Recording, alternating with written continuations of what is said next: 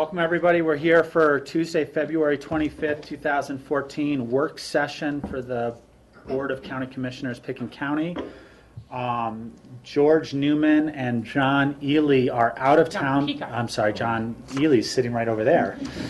John Peacock are out of town in Denver testifying in front of the state Senate today for legislation that we helped sponsor, the Independence Pass CDOT fine increases to keep trucks that are larger than 35 feet from passing over Independence Pass today. So we wish them the best of success with that legislation to keep our Independence Pass safe in the future.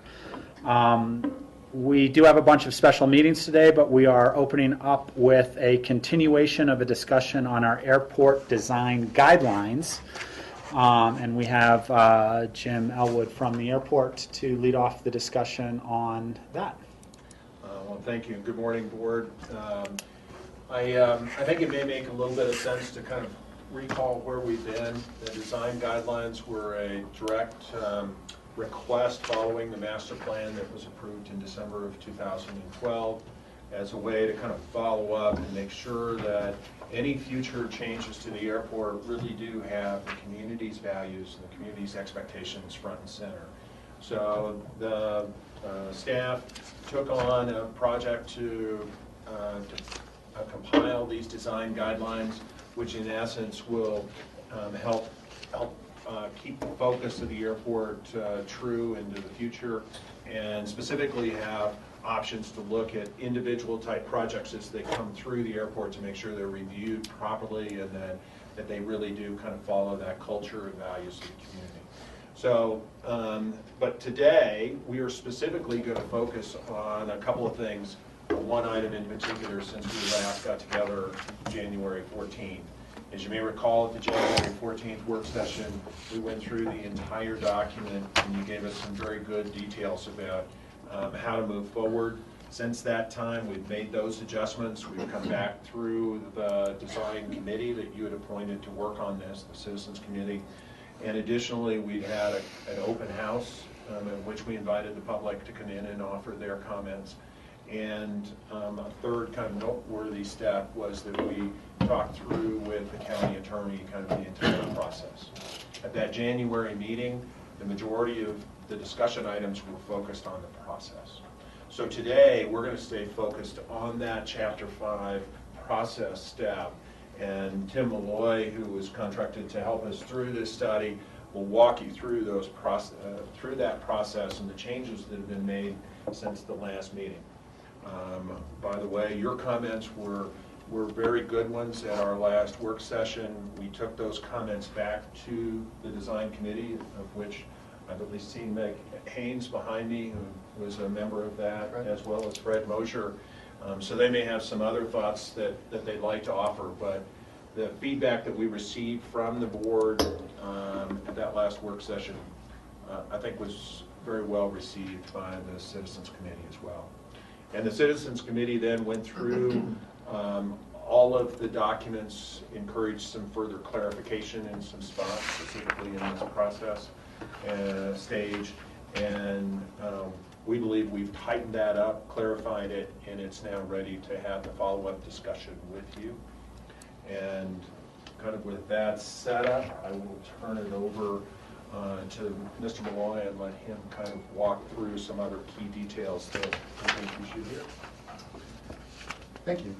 I'm Jim, and my name is Tim Malloy, TG Malloy Consulting. I'm out of Glenwood Springs, representing the airport today. And I just wanted to touch on 4 points that we heard at the meeting, the joint meeting with the Board of County Schools and the task force on January 14th, which were sort of the primary drivers of changes that were discussed with the task force and with the attorney and have been made were the sources of revisions that to the document that you have in front of you. And those were, number 1, to incorporate a description of the location and extent review process to clarify how that relates to the review of projects under the design guidelines that we were developing for the airport. Number 2 was to add process flow charts, and I think Rob in particular had identified to do one, if the committee which reviews this on behalf of the airport, reviews compliance with the guidelines on behalf of the airport, is advisory, and one if they are a decision maker. I want to talk about that a little bit more when we get to the flow charts. The third one was to clarify the difference when the county is the applicant versus when a private party is the applicant. As you know, we have both on the airport grounds in the form of the GA operators, and the county as the owner-operator of the airport. And then the fourth one was to clarify the level of formality of the review committees and the process itself. So I want to turn to the first page of the document itself, which you see on the screen and which you have copies of. And essentially, I just want to talk for a moment about what is new in this document. Essentially, and that's essentially all of pages, they're labeled as pages 84, 85, 86, 87, 88, and 89 are all new. And page 85 and 86 are some introductory texts that touch on these points that we discussed at the meeting on the 14th. In particular, the text on page 84 clarifies the process as informal and advisory. And we actually discussed this with John Ely on February 7th, and we all agreed that, I think there was a comment at the meeting on the 14th where we might consider whether or not this committee should be chartered and similar to the Planning Commission, and we agreed that that was not appropriate and that they are in fact an informal and advisory committee. So that's described on page 5, as is the description of the location and extent process being a process which flows from the state statutes, which is administered by the Community Development Department, and we've provided clear direction here that persons who are, contemplating participating in a development project on the airport need to inform themselves regarding that process, and we direct them to the Community Development Department for that purpose. When we look on page 85, here we're discussing in these paragraphs the difference between projects which are put forward by the county versus those which are put forward by a private entity. And in here there's some reminder text about the fact that when a project is put forward by the county at the airport, it has already been through a number of iterations of discussion in the form of the budget review, in the form of memorandums of interest, in the form of work session meetings, probably, and especially when those projects are of a more major nature. Then we'll probably have been through a lengthy process, like we did both with runway extension recently and the last airport master plan, where there was very substantial public input, broad community outreach, a number of meetings to brief the board at every step along the way. So that is a significant difference between how a board-sponsored project is versus a private party. And that will show up a little bit in the process. You'll see as I walk through that, the charts that are on the coming pages, we'll take a board-sponsored project through that process as opposed to a private entity. So moving to page 86, the paragraphs on this page now begin the review process itself. And this is a description of the process in text form, and we introduce the process diagrams, which are on pages 88 and 89 in these first paragraphs. And here we also talk about one thing that came up at the task force meeting, which was that there are sort of these routine things that the airport does, routine repairs, sometimes things that they need to do in response to emergency or unusual conditions. And we wanted to separate out some of these things as either being exempt altogether from the process because they are of such a minor nature, or that they are subject to review, but the review is an administrative, sort of an in-house review, which would be a memo to the file describing consistency with the guidelines. And it would be similar to an administrative review in the Community Development Department for projects that are of a nature that don't require review by the Planning Commission or the Board of County Commissioners. And examples of those projects, for example, under the routine maintenance and repair category are listed in the second paragraph on page 86 that talks about projects that don't involve grading or vegetation removal, such as routine interior maintenance and repairs, minor repairs to building exteriors and fences, routine annual landscape maintenance, irrigation system repairs, drainage maintenance, and other similar activities that should be exempt from review. The second category is that the airport has the authority to have the minor review be an administrative review, and those are for projects which are identified as minor but who are, we'll say, more minor than others, and they might be such things as improvements to pavement that already exists, other improvements to airport facilities that already exist but are just being maintained. This would be sort of at the purview of the director. And remember, these are limited to only those items which are identified as minor on the list, which is on the page, the following page, page 87. So, well, let's turn to page 87 and look at that list quickly. This is essentially the same list that you saw last time, but we chose to reformat this into sort of a matrix so that you could see projects which are minor as compared to projects which are major. And in addition, we've shown the commercial terminal area redevelopment project. And here we've provided, whether or not this is a major or minor project, and if it is subject to other reviews, including, say, for example, building permit or other permits, not in the authority of the airport, then we've identified those on the right-hand side of that table. And we've also identified at the bottom a couple of notes which are of significance, where we're including permits administered by the building division of the Pitkin County Community Development Department, and where other permits may include permits issued by Pitkin County, such as sign permits. These are the kinds of things that are in that other permit category on the far right-hand side. So then I want to move to, unless there are questions about the table or any of the introductory text, I want to move and walk you through the process diagrams that show up on pages 88 and 89.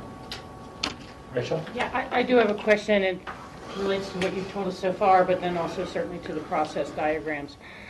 The location and extent review is something that I've been under the impression is available for governmental entities, school district, RAFTA, hospital district, so on. And so I was surprised to see that the private sector, should they be making an application to build a second FBO, would also be granted a location and extent review, although they're not a governmental entity. And it seemed that they should go through the regular review process. I'd just like to hear the logic on. Well, this is a question that we asked of the Community Development Department and the county attorney at a meeting a couple of years ago, and John's here and he can speak to this in more detail. But we were informed that since this is a publicly owned property, this is public ground, that it would be afforded the same level of exemption from the land use code, though it was a private entity doing the development, as a public project.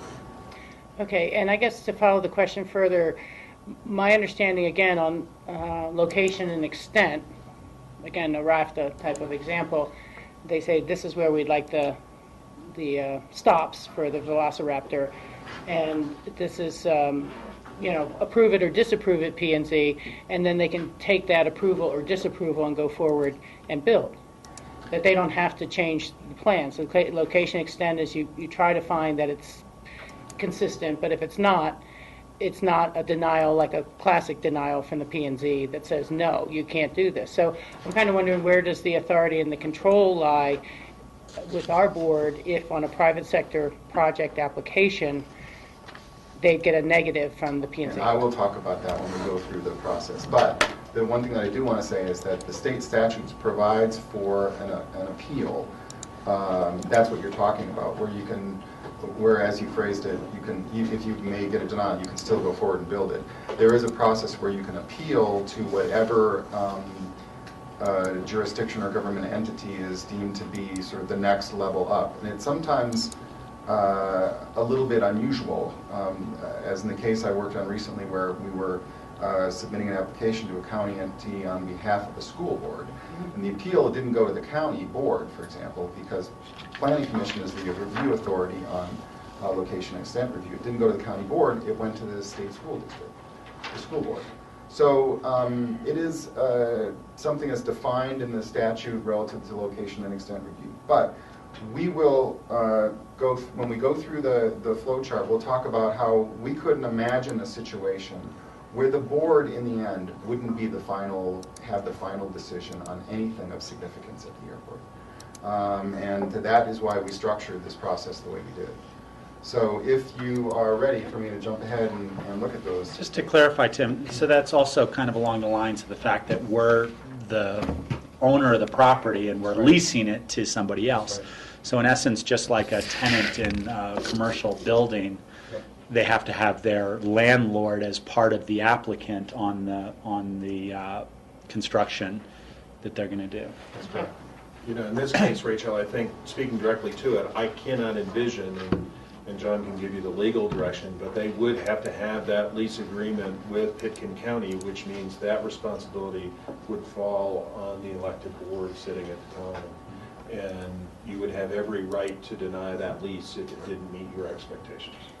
So, and again, maybe you can answer it during your question, but would they have the lease before they design and submit a proposal?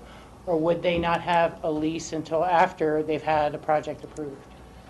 Well, I think that's a wonderful question. I think there are circumstances that a lease could be created ahead of the design of their facilities, but I suspect that we could include language that protects the county's position on those improvements as they went through the process. Lease would be finalization of the lease would be subject to approval of the necessary land use and design guidelines approvals, for example. Something like that, okay. And often in those leases, it uses the language, the legal language of shall not unreasonably withhold, you know, where, you know, you have in the lease where you say, you can build what you want as long as it meets our guidelines and goes through the guideline process, and we won't unreasonably withhold any other right for you to build what you need to build. And then that becomes a challenge. I was going to say, we may or may not be able to do something like that if it restricts our ability to prejudge a quasi-judicial hearing on a land use matter. Yeah, so where does it fall into our ability to, you know, say, well, Maintain we don't like the control. look of that, so is that reasonable or not reasonable? But I guess that's where things go to the courts after. Ultimately, no, we're not going to go to court. And the ultimate discretion rests with the board, not in a regulatory review capacity for which your actions are limited. We commonly say it's the discretion of the board. The board has complete discretion. That is somewhat of a fudge because the board never has complete discretion in a regulatory review capacity. We are limited by what the law allows us to do and what the regulation is that we are reviewing a requested action against. But in this context, we have the complete and utter discretion because we own the property. Nothing will happen on that property unless this board okays it. And whether we okay it as in the context of a joint application or an application that's made through our commission or an application that's made through the execution of a lease. However it's done, we ultimately, or you ultimately control what's built, from the color of the paint to the size and scope of the activity on the property. So before I move to the flow diagram, I just wanted to say one thing about Rachel's comment, and that is the situation with respect to the location extent review is the very reason we're doing these guidelines. This is intended to give the airport and the board, as the owner, operator, and jurisdiction, the tools necessary to make sure that development on the airport is done and consistent with community values and with what we think is appropriate. Okay, thank you. Okay, so looking at figure 5-1, which I have up on the screen, and I apologize that it's quite small due to the formatting of the document. But what I want to do is I want to talk about a couple of conventions, a couple of graphic conventions on this, and then I want to go through a minor project and a major project. And then we'll talk for a moment about the terminal area redevelopment. This is in the case now, this diagram is in the case where the project is a Board of County Commissioners project. It is a county project. This is not a private party. And that's why you see the terminal area project that is going to be a county-sponsored project. A couple of conventions. One is that the things which are strictly related to the minor review process are in this sort of amber color. Those which are related to the major process solely are in this kind of greenish color. And those which are common to all reviews are in this gray color. So that's the first two steps of the process that you see at the top. This sort of middle part, which is the sort of reconsideration by the aviation director. The board's final sign-off on whatever has come out of the process above, and then the building permit process if necessary. And I'd point out that many of the improvements at the airport, especially those that are on the minor list, don't require a building permit. And the county no longer applies the earth moving permit to public projects either. So we are now trying to incorporate the elements that were ordinarily covered under the earth moving permit process in our construction documents to make sure that all of those things happen anyway. We always did that anyway, but now we're making sure that the contracts actually, include those things which were of importance and which were identified in the earth moving permit as important to the county. So first, a minor project. Say something like some improvement to the pavement in front of the terminal, something airside, either a taxiway improvement, some improvement to the de-ice pavement, some such thing. That's going to fall under, I take that back. Actually, as a minor project, let's do a grading, like a drainage improvement. That's going to go through the minor side. So the first step in the process is a stop at the airport's administrative office to gather the necessary information to learn about what the airport requires when development is done at the airport. Now, of course, this is already in the hands of the airport on a minor project for a project that is sponsored by the county, but you get the sense that the first thing is to gather the necessary information to understand what you're doing.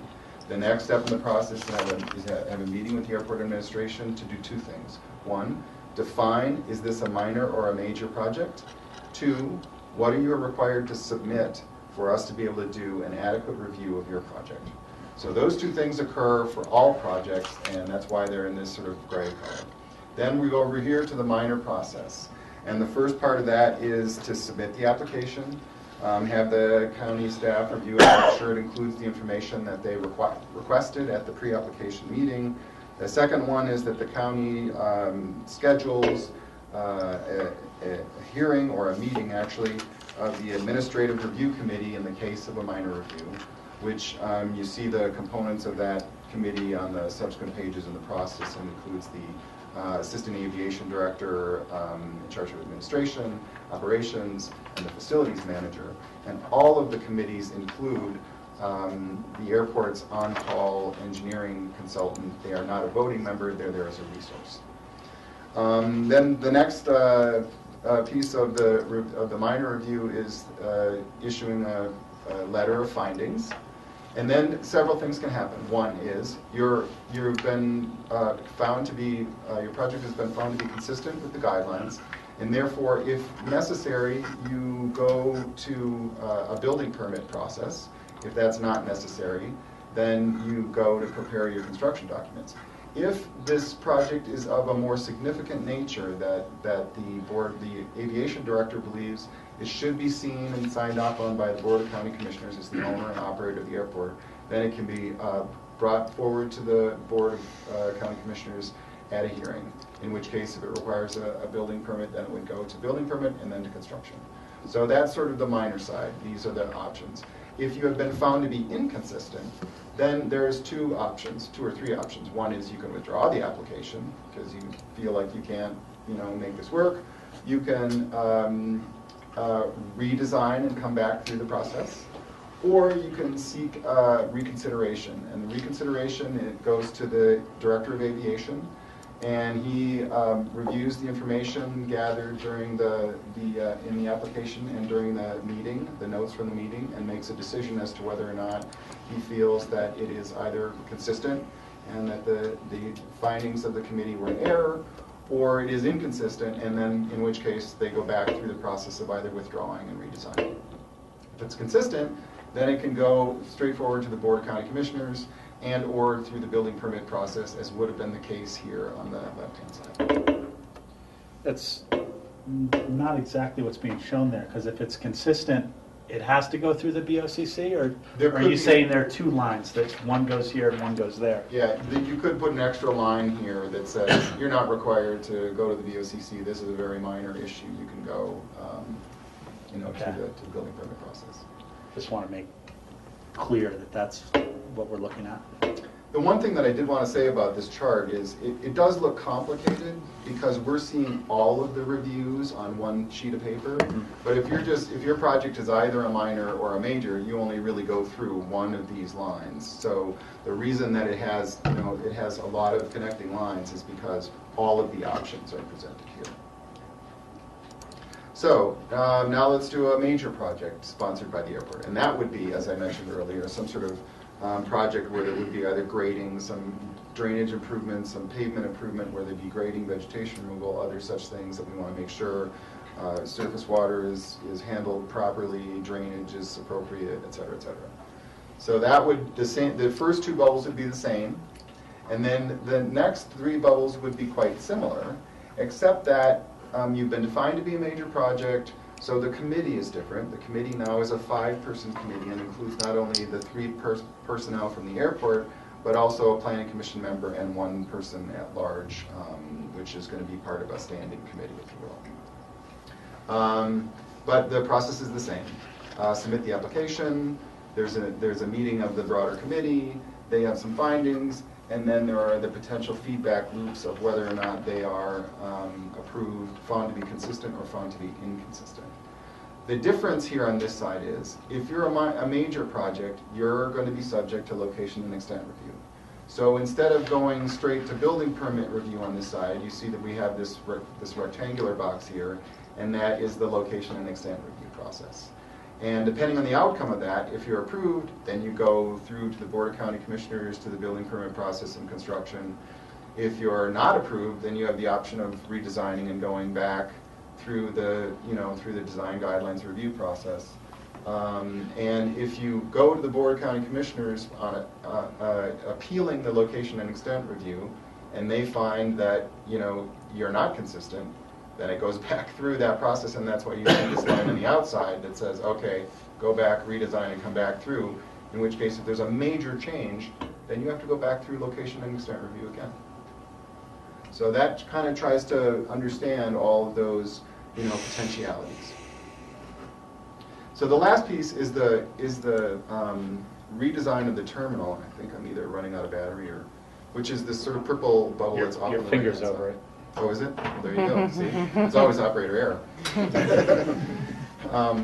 And so that you see here in this purple diagram, and really this is just a simplified way of saying you're going to be required to do these first bits first and understand what you're doing, even for something that's going to have as much public input and opportunity for comment and so forth through that special process. But this bubble is representing that special process that is going to be defined by the Board of County Commissioners.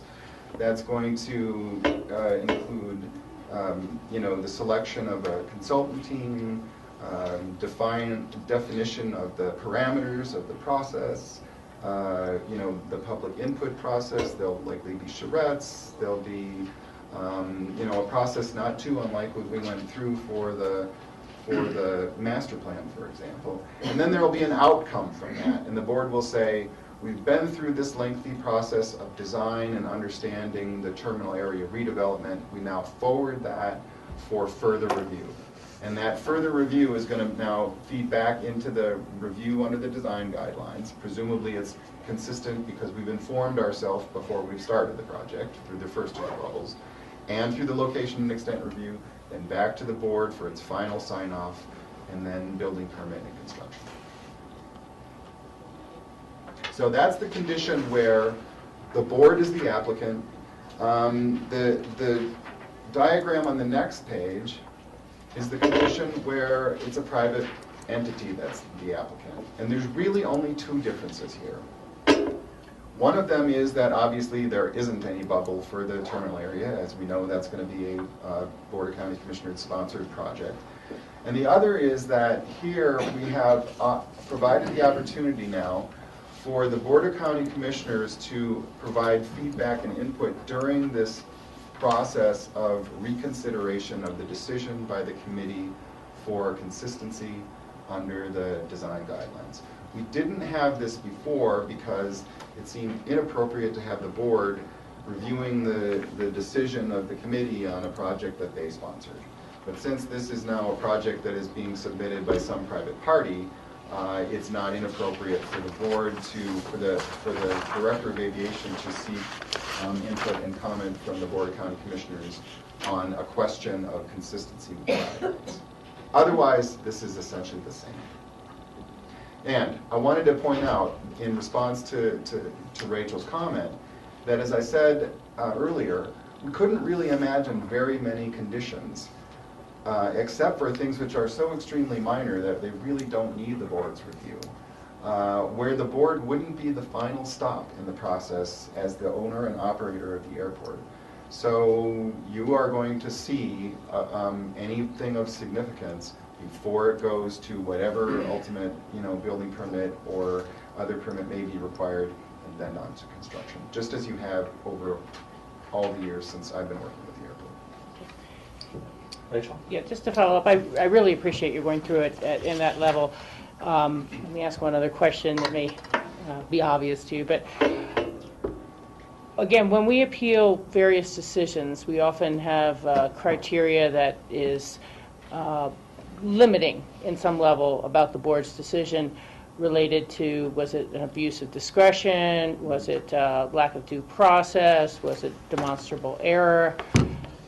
Would we have review criteria if it is an appeal of the P&Z decision that actually would limit our ability to make design changes at that point? Or I just don't want it to be, yes, you have final determination, but you're also boxed in. Okay, so you're talking about the case of a location and extent review, because that's Yes. the Planning Commission's Yes. participation. In that case, the Planning Commission's review of location and extent review is almost solely based upon consistency with the applicable master plan, Okay. which in this case is going to be the Western Room Creek Plan, which was recently completed, as I'm sure you're fully aware. And I haven't actually participated in an appeal, but I assume that the criteria on the appeal is whether or not there was an error in judgment in terms of the other body's review for consistency with the applicable master plan. Yeah. Yeah, and that's where it just is always an awkward feeling on the board when you're saying, it was a demonstrable error on behalf of our staff in recommending a no vote or in recommending a yes vote on this element. And so, but we would be constrained by that type of criteria, because I know we can then remand or amend the approval in some way, so that we then feel it is. Or ignore the recommendation and allow it to go forward as is. Yeah. Okay. Thank you. Other questions? Now, I'm not going to go through in as much detail the rest of the document, but we have made a number of clarifications here, primarily along the lines of clarifying through certain substitution of words that this is an advisory process. So we've substituted, for example, incompliant or non-compliant with inconsistent. We've substituted appeal in the case of the process of going to the board of directors on a question for reconsideration, to try and clarify that this is an advisory process and not the final approval.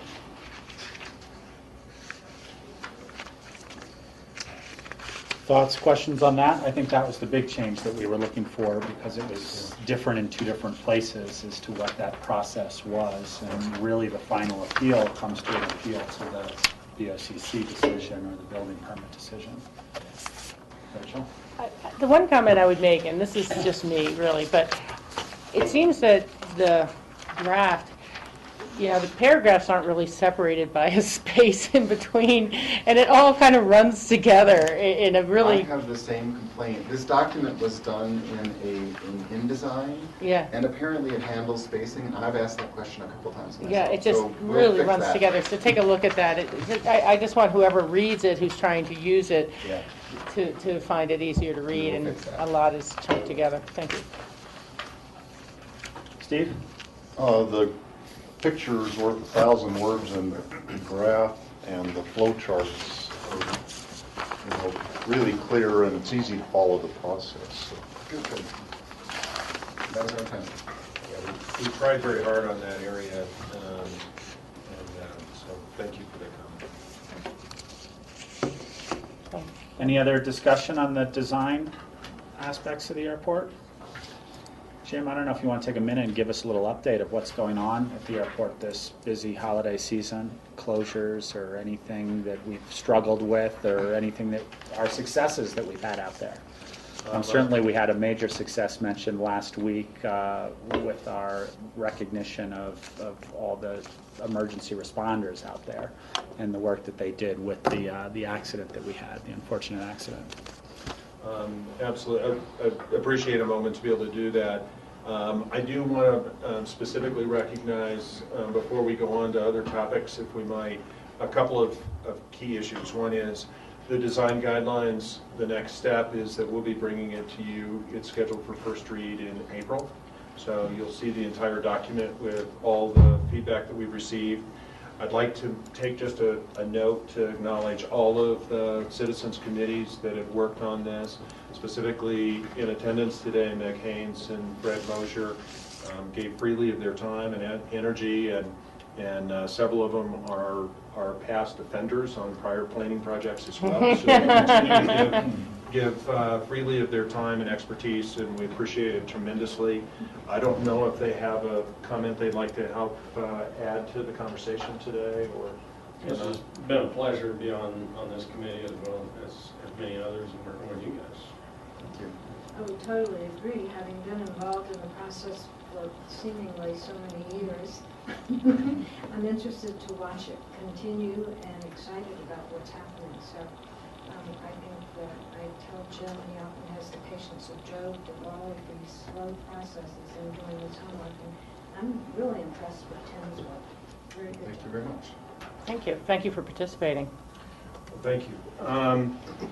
Kind of on the airport front, I thought the acknowledgement last week of the first responders was really terrific, and I want to thank the board for taking that time to do that. Some really exceptional people live in our valley, and we're very fortunate to have them help us at the airport and be part of our team.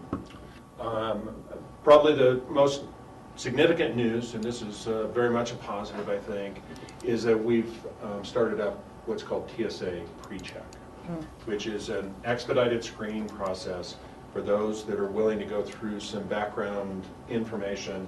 They get a little lower, maybe subject to a lower kind of screening process because they've been deemed by the TSA and their background checks to be of lower risk to the security system.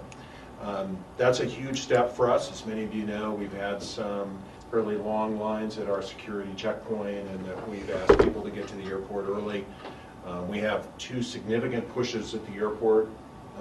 First thing in the morning at 7 a.m. We have what appears to be, we have 7 overnight airplanes that depart within about 45 minutes of each other first thing in the morning. And so our lines have been long, kind of in that window. Secondly, we have another kind of wave of airplanes that come through our facility about 10 o'clock in the morning and run until about 2 o'clock in the afternoon. It's the TSA's intent to run that PreCheck separate security line during those windows of time. And there's a couple caveats if they've got enough staffing and some of those kind of things. But what's fascinating about PreCheck is if you go through that process, it takes you about half the time to do the security checkpoint as it does if you don't. And it's because you don't have to take your shoes off, you don't have to take your light jackets off, you don't have to remove your toiletries from your carry-on bag or your laptop computer. So the ability to put that single bag on the belt and be able to run it through the x-ray machine and not have to regather your items again on the other side, very helpful to us. And the effect is that it will add the capacity of an additional security line for all passengers. So, you know, those that subject themselves and want to go through the background check and do this process through the TSA pay $85 for a 5-year window that it's good for. But it's also good for the folks who don't do it, because now the lines overall will go through security checkpoints quicker in total. So our passenger capacity improves. So I think it's really a win for all. I'm extraordinarily proud, Dave Sungeo and several members of our staff, we've been working on this for a little while, and I think the press release has now gone out, but we're having 2 mobile, what the FAA or the TSA calls mobile sign-up days at the airport. The steps are, you can go to aspenairport.com, and there's a special link that you can use and get in, schedule your appointment, because you have to have a physical one-on-one with an authorized representative of the TSA. And then you'll go in and do the background material on the TSA website. So this was all linked in through our aspenairport.com website. And there are a couple of quirks. The TSA is, we're the very first in the nation to have a mobile sign-up location. So we're blazing some kind of new territory, but when they go in, they need to make sure they follow the instructions, because it won't show Aspen as one of the locations for your interview. So make sure, you know, my advice to all those that are watching and that you share is read the information, because it'll tell you to click on a particular location, but your appointment will actually be here. So we're trying to get that resolved, and hopefully the TSA will very soon. But we're really proud. But it meant that we had to go out and buy a scheduling program and put it on our website so that people could log their interviews. I will tell you that the first person signed up 10 minutes after we set it up. So it's been fun to kind of see that happen. The other piece that's really important is that if you do this process, it's effective at all airports that have pre-check. So it's not just a benefit from when you fly out of Aspen, it also will have a benefit when you return home, presuming that's through another airport that has pre-check. So there's some real positives here, and we're very proud of the fact that that's one of the key bottlenecks in our terminal building, is the capacity of that checkpoint. And to add some capacity to it is really helpful to us and to the customer experience. We still, unfortunately, have some challenges with the capacity once you get through security. And that continues to be an ongoing challenge for us, quite honestly. But we took the mindset that we were going to deal with the areas that we could deal with the available tools that we could find. So we have, should be of note to the board, we've had to turn the security checkpoint off several times this season because the capacity of the security hold room exceeded the fire code capacity of the area. So we're always balancing those two pieces together and trying to make sure that we're helping as much as we can and not be outside of the law. So anyway, it's generally very much a positive statement. The other piece is that we've had our share of cancellations of flights this year, but I think it's important to note that you haven't been able to turn the television on. Almost every major city in the country, including places as far south as Orlando and Atlanta and other places, have had just a very, very challenging year. And we've experienced a piece of that here ourselves. Overall, the staffs at the airport worked really hard. It was really fun to see some sunshine here a couple of days ago, and because our snow crews have been working extensive hours, as you might imagine, to keep the airport going. So, in a nutshell, that's a little bit of what's going on, and I'd be happy to answer any questions or expand on anything that you'd like to talk about. I'm going to take 20 seconds to give a funny little story. My brother, who travels a lot, just went through the pre-check. He thinks it's a tremendous advantage. But in his personal interview, they asked him a whole bunch of questions about his travel history, and they said, have you ever had any problems with TSA or security issues? And he said, no, I've never had. He said, and they started interrogating him a little, and they said, well, what if we said the word apple? Apparently he had an apple in his bag going from United States to Mexico or Mexico to the United States years ago, and that was in the records, and they wanted him to acknowledge the fact that that was an incident that he had. And it's funny the records that they have in those things. So Apple, be prepared for questions like that. If there was something in your bag that was confiscated, it potentially is on your record at TSA. That is an excellent story. I would like to point out very few folks have that kind of experience. As it goes, just as a footnote, the interviews are scheduled 10 minutes apart, so it's a very brief kind of experience for most folks. So there you go. All right. I thought he was going to be telling a story about a junket with Stephen Jobs or something. Yeah, no. Very good. We have about 15 minutes left before our lunch break. Do we want to go through future agendas? There isn't a lot of stuff on that aspect, but it would certainly knock off some time towards the end of our meeting. Sure. I don't know. I didn't have anything specifically to bring up on future agendas. Phyllis, I don't know if there was any notes that you had. I don't think I do on future agendas. I know we're still scheduling things about 2 weeks out, so there's a lot of open space in our future agendas. I don't have any. We do have, I will just note out to everybody, it's on our agenda, so everybody should be aware of it. But next Tuesday, March 4th, which happens to be Mardi Gras, so wear your Mardi Gras beads, we have our joint meeting with the Aspen City Hall, so we'll be doing a little prep for that this afternoon. Okay. But that goes till 6 o'clock on that day, so to adjust your schedules accordingly. Just Rob, on that date, I do know that we were going to start at 10:30 and increase the renewable energy mitigation plan to an hour. Okay. So, So we'll get an updated agenda on that when the packets come out, and I'll go over the stuff with you and John to make sure we're scheduling, allotting our time properly. Rachel? Good question. The work session of March 25th, is that the same day as Michael's ACRA, and it should be starting at 11, not 10? Yeah, I think that is the last Tuesday of the month. Yeah. That's a good point. We generally start those at 11 o'clock because Michael's got a meeting that goes to 11 o'clock in that morning. Yeah. I mean, if we still need 2 hours with the executive, maybe we can. Yeah, we haven't had a bag it lunch around in a long tomorrow. time either, Yeah. so if we need to, we could certainly do a brown bag Okay. lunch for our executive sessions. Very good. There weren't any memos of interest, but is there any updates that we could also fill the last 10 minutes before our break here?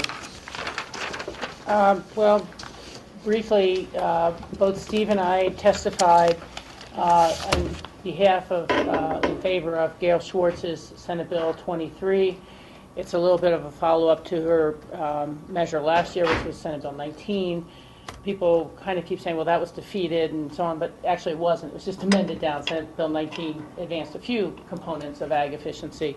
And this year's measure is to be able to allow an agriculturalist to implement physical improvements to their water delivery infrastructure, and it would not change the amount of consumable water that the agriculturalists had and used and treated the plants with, but that if it reduced the amount they were needed to take out of the river to begin with to push the water down the ditches and the irrigation system, that they could go to water court and have that adjudicated so that it showed there was no injury to other downstream users, and that ag efficiency water savings could be left in the stream from the point of traditional diversion to the point of return flows. And should it be necessary, the agriculturists doing this could create an augmentation pond or things like that so that, again, those return flows are maintained and no injury. from it. It passed out of committee 6-1. Gail said she's not sure if, how the votes will go on the House side when it gets there. It is limited to the Western Slope divisions, so it's not applicable in the South Platte and these other areas. And there just are concerns, because whenever you're working with water rights, there's a lot of issues. The primary concern kind of expressed yesterday at the 1177 meeting and by the River District is, well, what if there is a junior upstream and they would have been able to take more water because of your efficiency, but now they can't because you've dedicated it to the stream. And so it's a hypothetical that I'm not sure how deep it runs. The other is kind of like, well, that junior, in order to protect his rights, is going to have to file as an objector in water court, and is it going to become expensive for the neighboring junior to maintain his rights and make sure he's not injured? But so there's continuing dialogue about perhaps working some of those issues out, seeing if there's any amendments that can be made on that. But Steve gave excellent testimony as to Snowmass Creek and what it means to be an agriculturalist. And the state appropriations, and they assigned it a fiscal note that said perhaps 5 of these applications would actually come through. It's a very limited application. You have to have a willing agriculturalist. Quite likely, these would result in partnerships with environmental community who would actually, help fundraise the money to make the improvements. But we all know the problems with the Crystal River, which has a 100 CFS minimum stream flow during the irrigation season, adjudicated in 1960, and sometimes it gets down to 2 CFS. And so that is definitely a potential consortium of irrigators there who may want to make those improvements. As it stands now, your attorney would tell you, use it or lose it. Divert it even if you don't need it, return it in the tail ditch, but you need to protect your water rights. And so this offers a way for those folks to protect their full allotment, their historic use, without harm. So that was good that it made it that far, and we'll have to see where it goes from here. So we're testifying all over the place these days. I'm glad George was able to go down for Independence Pass. I have one quick announcement, and I'm not sure if everybody was copied on this. I got it through Northwest COG and through the Rural Resort Workforce, but the Colorado Blueprint Tour is having a meeting on Friday, February 28th, this Friday, from 1 to 2 in Edwards. I am not going to be able to make it, but Governor Hickenlooper is going to be there to kind of explain some of the outcomes of his kind of blueprint tour that we worked on about 2 years ago, and 2 or 3 years ago when he took office. He started the Economic Blueprint Tour. So I will certainly get a follow-up from Rachel of Northwest COG and from Lucian at Rural Resort Workforce regarding what goes on there, and I'll follow up with the board on that. But just an FYI that's going on. Steve? There's a possibility I can go to that. I may have to go to Grand Junction on Friday, in which case I can't go up to Edwards, but I have that on my radar. It'll be an interesting meeting. I mean, it was a lot of work done over several years of trying to get to each one of the counties and figure out what their economic drivers are, and we were within a region of I think it was 10 counties in the north here that were kind of grouped together at the very end with some different needs. So, but it'll be interesting to hear the governor actually talk about what he thinks the successes are of that project that he put forward. So, if you're interested, I don't know if you got the email or. I did get the email, yes. Rachel? Yeah, just along those lines, if we're getting things out of the way for later. I did get the email last night about the issue surveys that we all filled in for CCI, and I was sitting here trying to remember the 6th item, but in terms of all the county commissioners, when the votes were tallied, the 6 items we're going to lobby for are continuation of the Health and Human Service type of block grants, very nice neutral item. Support MAP 21 transportation funding coming from the feds being finalized. Rural broadband rose to the top, and so that's really good. That's right along with all of us. Continuing and finding a long-term source of the payment in lieu of taxes program. And then one about the reauthorization of the Clean Water Act, which is the deleting of the term navigable waters, or reinserting the term navigable waters so that the EPA and the Corps' reach doesn't start to extend to irrigation ditches and puddles and things like that. I mean, there's a double-edged sword on that. Some people want that out, which may lessen environmental protections, but there's also a question of, is it overreach? Of where the jurisdiction lies, and I just can't remember the 6th one. I'll try and find it, but I was glad to see that, you know, supporting federal transfers or public lands to states or things like that didn't rise to the top, and we didn't have some of the more contentious issues like before. That's kind of that. And I will be leaving for DC on Friday this week. I have a letter to distribute. That John prepared and sent to Commissioner Salazar regarding the cost of health insurance. Oh, super. So we wanted to make sure you had that. So I'm glad it's before the lunch break. He emailed this to us as well. And okay. It's certainly, I had a long talk with John about healthcare and various issues with that. It's certainly going to be interesting 4 years as we have some bumps in healthcare costs with the transition of what I think will be a great healthcare plan down the road.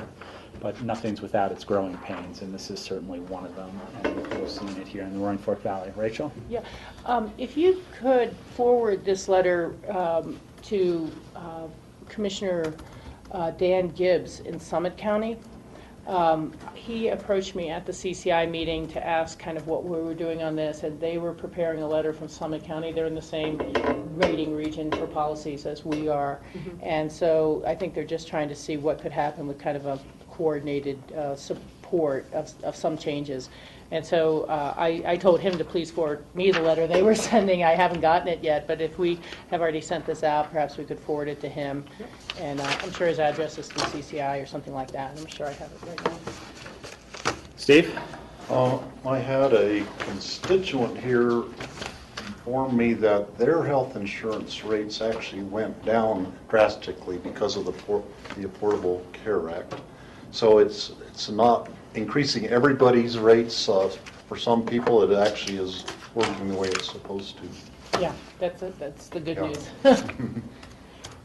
Great. With that, I guess we'll wrap for lunch and be back here at 1 o'clock.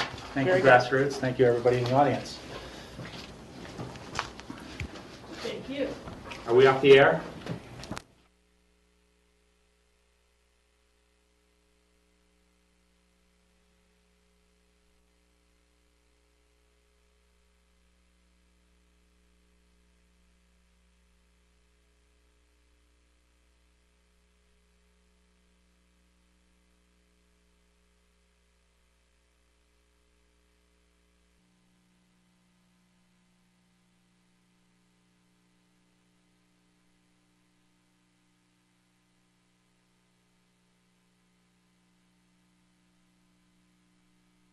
Hey, we're back on the air here. Welcome back. We're here again for the Tuesday, February 25th, 2014 work session for the Board of County Commissioners, Pickens County. The next thing on our agenda is a special meeting as we convene as the Board of Health. So I will take a motion to convene as the Board of Health. So moved. Second. So we have a first and a second. All those in favor? Aye. Aye. So now we are convening as the Board of Health, and we have Liz Stark and Dr. Levin here to give us an update. And we are going to do some flu shots at the end of this, which I have not had mine. I was remiss in getting my flu shot, but we're going to do it on the air to let people know that it's still a good idea to get your flu shot if you haven't gotten one yet. So it's kind of like before we go to a commercial break, it's like stay tuned for that. You might see a commissioner bleed a little bit, or cry. And Rachel, I believe, is going to get one too. So, but until then, we're going to talk about Board of Health issues. So. Hi, thank you. I want to introduce myself. I'm Liz Stark, the Director of Community Health Services, and we're the public health agency for Pickens County. And I'd like to introduce the rest of my colleagues today, or have them introduce themselves. So, Kimberly Levins, Pickens County Medical Director. Kurt Dahl, Pickens County Environmental Health Manager. Tom Dunlop, the Pickens County Environmental Health Public Health Advocate. great. And Nan is here as our backup, so if you have questions for her, she's available too. Nan Sundin, Director of Health and Human Services. So I just wanted to start by reminding you of the joint Board of County Commissioner and City Council meeting that was held in September 2013, where C.J. Oliver, the Environmental Health Director for the City of Aspen, who's also in the audience, along with Rachel Burmeister, one of their environmental health specialists, CJ gave a presentation to that group about dissolving the City of Aspen as a public health agency for this municipality. And we got approval at that time from both boards to dissolve themselves as the Board of Health and to move forward with appointing additional members to this board as the Board of Health. You guys at a different meeting did express some willingness to take on at least one new Board of Health member from the city and possibly also from the other jurisdiction, town of Snowmass. So what we'd like today from you is to solicit some recommendations about how you would like that procedure to play out. Our timeline is that I think that, and CJ can confirm this if we need to, that the City of Aspen may be finished with their process sometime in March. That's correct, CJ? Confirmed. And so we'd like to have some new board members appointed in late spring, early summer. The next part of this is that at the same time all this discussion was going on, my board, the Community Health Services Board, expressed interest in having a member of our board be on the Board of Health, identifying this as sort of an opportunity when the composition might be changing, that there might be an opportunity for them with their public health experience, many of them having been on the board for quite some time, would have a contribution to make to the Board of Health. So a couple of my board members and John Peacock and Nan Sundin met last month to talk about that. And John had some concerns about that being a conflict of interest since we are a vendor to the county providing public health services. So we began to look at other ways that we could get the same outcome, which really my board is interested in just having more collaboration with you as the Board of Health, sharing their expertise, collaborating on public health issues in a more formal way. So we came up with an idea that first we might start with a strategic planning session with a combined meeting with the two boards together to talk about public health issues in the county and really strategize together about our priorities and strategies and what the way community health services should move forward. So that we'd like for the new Board of Health to be seated before we have that joint meeting. So from the time frame, then we'd like to have the new Board of Health seated late spring, early summer, have this joint meeting sometime in July prior to my budget presentation to you, which typically happens at that third quarter meeting in August, so that we could also discuss at that joint meeting any financial ramifications and adjust our budget accordingly. So that's sort of our time frame that we have in mind. So we would like to ask for guidance from you about how to confirm whether that process is reasonable and how to really go about getting these additional members. Liz, let me start by asking the question. If I recollect properly, my recollection serves me properly, we had talked about one of the city council members being on it and one of the town council from Snowmass. One of the concerns that was brought up was when we would meet. I mean, we meet as the Board of Health here in our regular work session meetings. So one of the concerns is that now those people would be required to come to our work session meetings. So I think we're really getting feedback from the city and the town of Snowmass as to what would work for them in terms of those appointments, time-wise, and who's going to take that position. I mean, we all as commissioners have other boards that we sit on, and we make the time to go to those things. But this is an added requirement that we're asking them to partake in. So I'm not sure what feedback we've gotten from those two municipalities on serving on our board. And Nan is raising her hand back there. Yeah, I think that one of the recommendations would be that in the next 2 months that you all will be having joint meetings. So you have them regularly with the city and Snowmass Village to talk over these questions and issues and determine if you want for sure a city council, town council member, or how you feel if they appoint someone from their town, a representative. So the thought at this point is that you all would negotiate that with your peers when you have joint meetings, unless you want us to go do some sort of reconnaissance mission. But it's probably going to be hard to figure out a date and time. It might mean that you all have to meet in the morning on Tuesdays, or I think City of Aspen meets on Tuesdays, is that right? At least, so that would be a problem. You're right. So it sounds like we've got time to make these decisions in terms of having the conversation with our joint meeting with Snowmass, or our joint meeting with the city, which is next week, actually. Yes, exactly. I'm not sure when the Snowmass next meeting is scheduled, but putting it basically in their court as to whether or not they want an actual council member to be part of the board, or whether or not they will appoint a staff liaison type thing to be part of the board. And then our question, I guess the question to this board is how we feel having a staff member versus a policy maker, an elected official, as the person seated on that board. Any thoughts regarding that, commissioners? Rachel? Yeah, I might have missed it in our future agendas that we looked at briefly earlier, but I don't think we have a joint meeting with Snowmass scheduled for a while. Yeah. I know we do with Aspen. I didn't see one with Snowmass. Yeah, so I don't know that we'd be able to do that peer-to-peer right now, but certainly manager to manager can have that discussion. And I think that, we probably can add this to our meeting with the city council. We're going to prep for that later on. But I would ask that perhaps, Nan, you give us some supporting documents to hand out to them in terms of, what is the role of the Board of Health, and, how often we meet, and, what our anticipated meeting times are.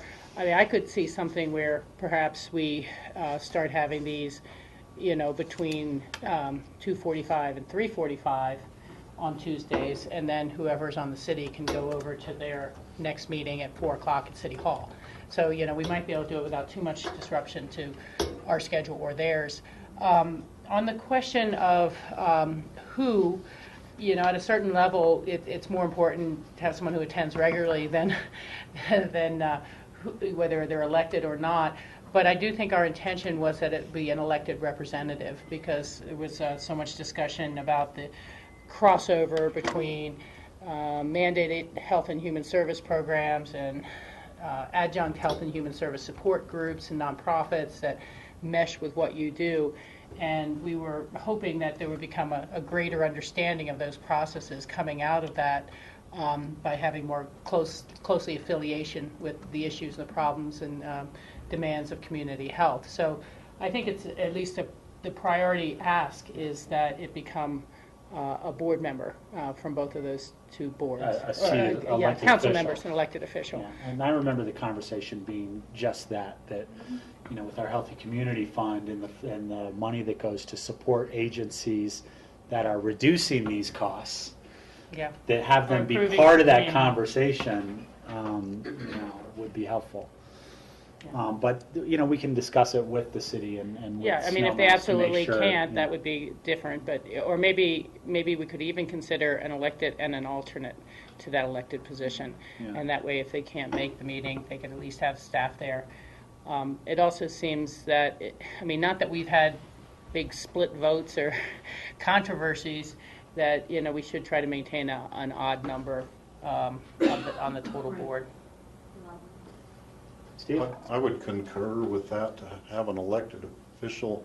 Ideally, the ideal person would be an elected official who has an interest in public health and maintaining close liaison with us on those issues. Okay. Michael? Yeah, I don't think it really matters so much as what the desires of each of those jurisdictions is. So that's really what's important, I think, and it's up to them. I don't know if that gives you the proper direction on that we'll have some conversations with those jurisdictions and come up with some decisions, certainly before budget time, which is where the crucial, I think, point is, to have those people seated onto this board. Yeah, or actually the other ask that came in this sequence was to provide staff with the feedback about the concept of a joint Board of Health, Community Health Services strategic prioritization session. I think that's a great idea. I think it doesn't have to be, a full day retreat or something like that, but we probably could schedule a 3 or 4 hour chunk on a work session day and do some preliminary work so it is a very productive time period. But I think that that's a good idea. I agree. And to have these people seated before we go into that process would also then be before budget. So you have a city joint meeting next week with the City of Aspen? Correct. Okay, so we can provide some documents for you for that meeting, the role of the Board of Health for that meeting as well, and to share with Town Snowmass. Great, thank you. Phyllis, will you follow up with that so that information gets into our packets next week? Thank you. And into their packets. And into their packets, in yeah. timely fashion. That's usually the one that's missing. I know. Thank you. Thanks. I'll go ahead with my update. And everyone has we have a lot of great information today to share with you from all of our public health people, so I'll try to keep mine succinct. But I've organized my memo to you around the core public health services, and these are mandated services that went into effect in 2011 as a result of the Public Health Act of 2008, and I thought it might be a good way to organize our activities since these are mandated services. We're required to provide these services or ensure that they're available in our jurisdiction. And just as a reminder, the core public health services are assessment, planning, and communication, communicable disease prevention, prevention and population health promotion, emergency preparedness, administration and governance, and environmental health. So I'm going to talk about the first 5, and we'll get an update from Kurt about the environmental health activities. In regards to assessment and planning, as you remember, this is sort of a new program that we added in 2013. We added a 0.5 FTE staff person to take on this role, as this was a new mandated activity for us. And you all have met Jordana Sabella. She's our public health planner, and she's been busy in the year 2013 implementing our public health improvement plan, which about a year ago you all signed off on, and then it went to the Colorado State Board of Health for its approval. So since that time, we've been working on the implementation. The priorities that were identified in that plan included pathways to health, which is what we call access to care, the needs of the older population, mental health and substance abuse, and radon. So there's been activities going on in each one of those areas I just want to briefly mention. Community Health Services has been participating in the Pitkin County Senior Services Aging Well Initiative that started last summer, I believe. And I've also been a participant in that. It's been a great process, and you will hear more about that, I'm sure, from Pitkin County Senior Services, and have been. But Jordana has been one of the project managers of that team along with Pitkin County Senior Services staff.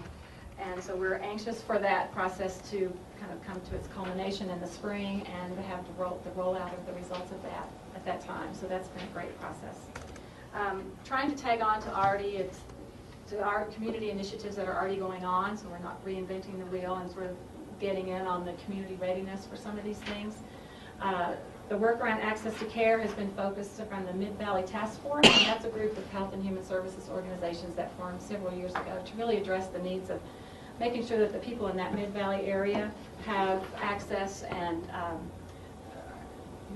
first of all, identifying what services are available in that area. Are there any gaps? And making sure that people know where they can go for services, because the bulk of the services are either in the valley, and sometimes that mid-valley area feels a little isolated.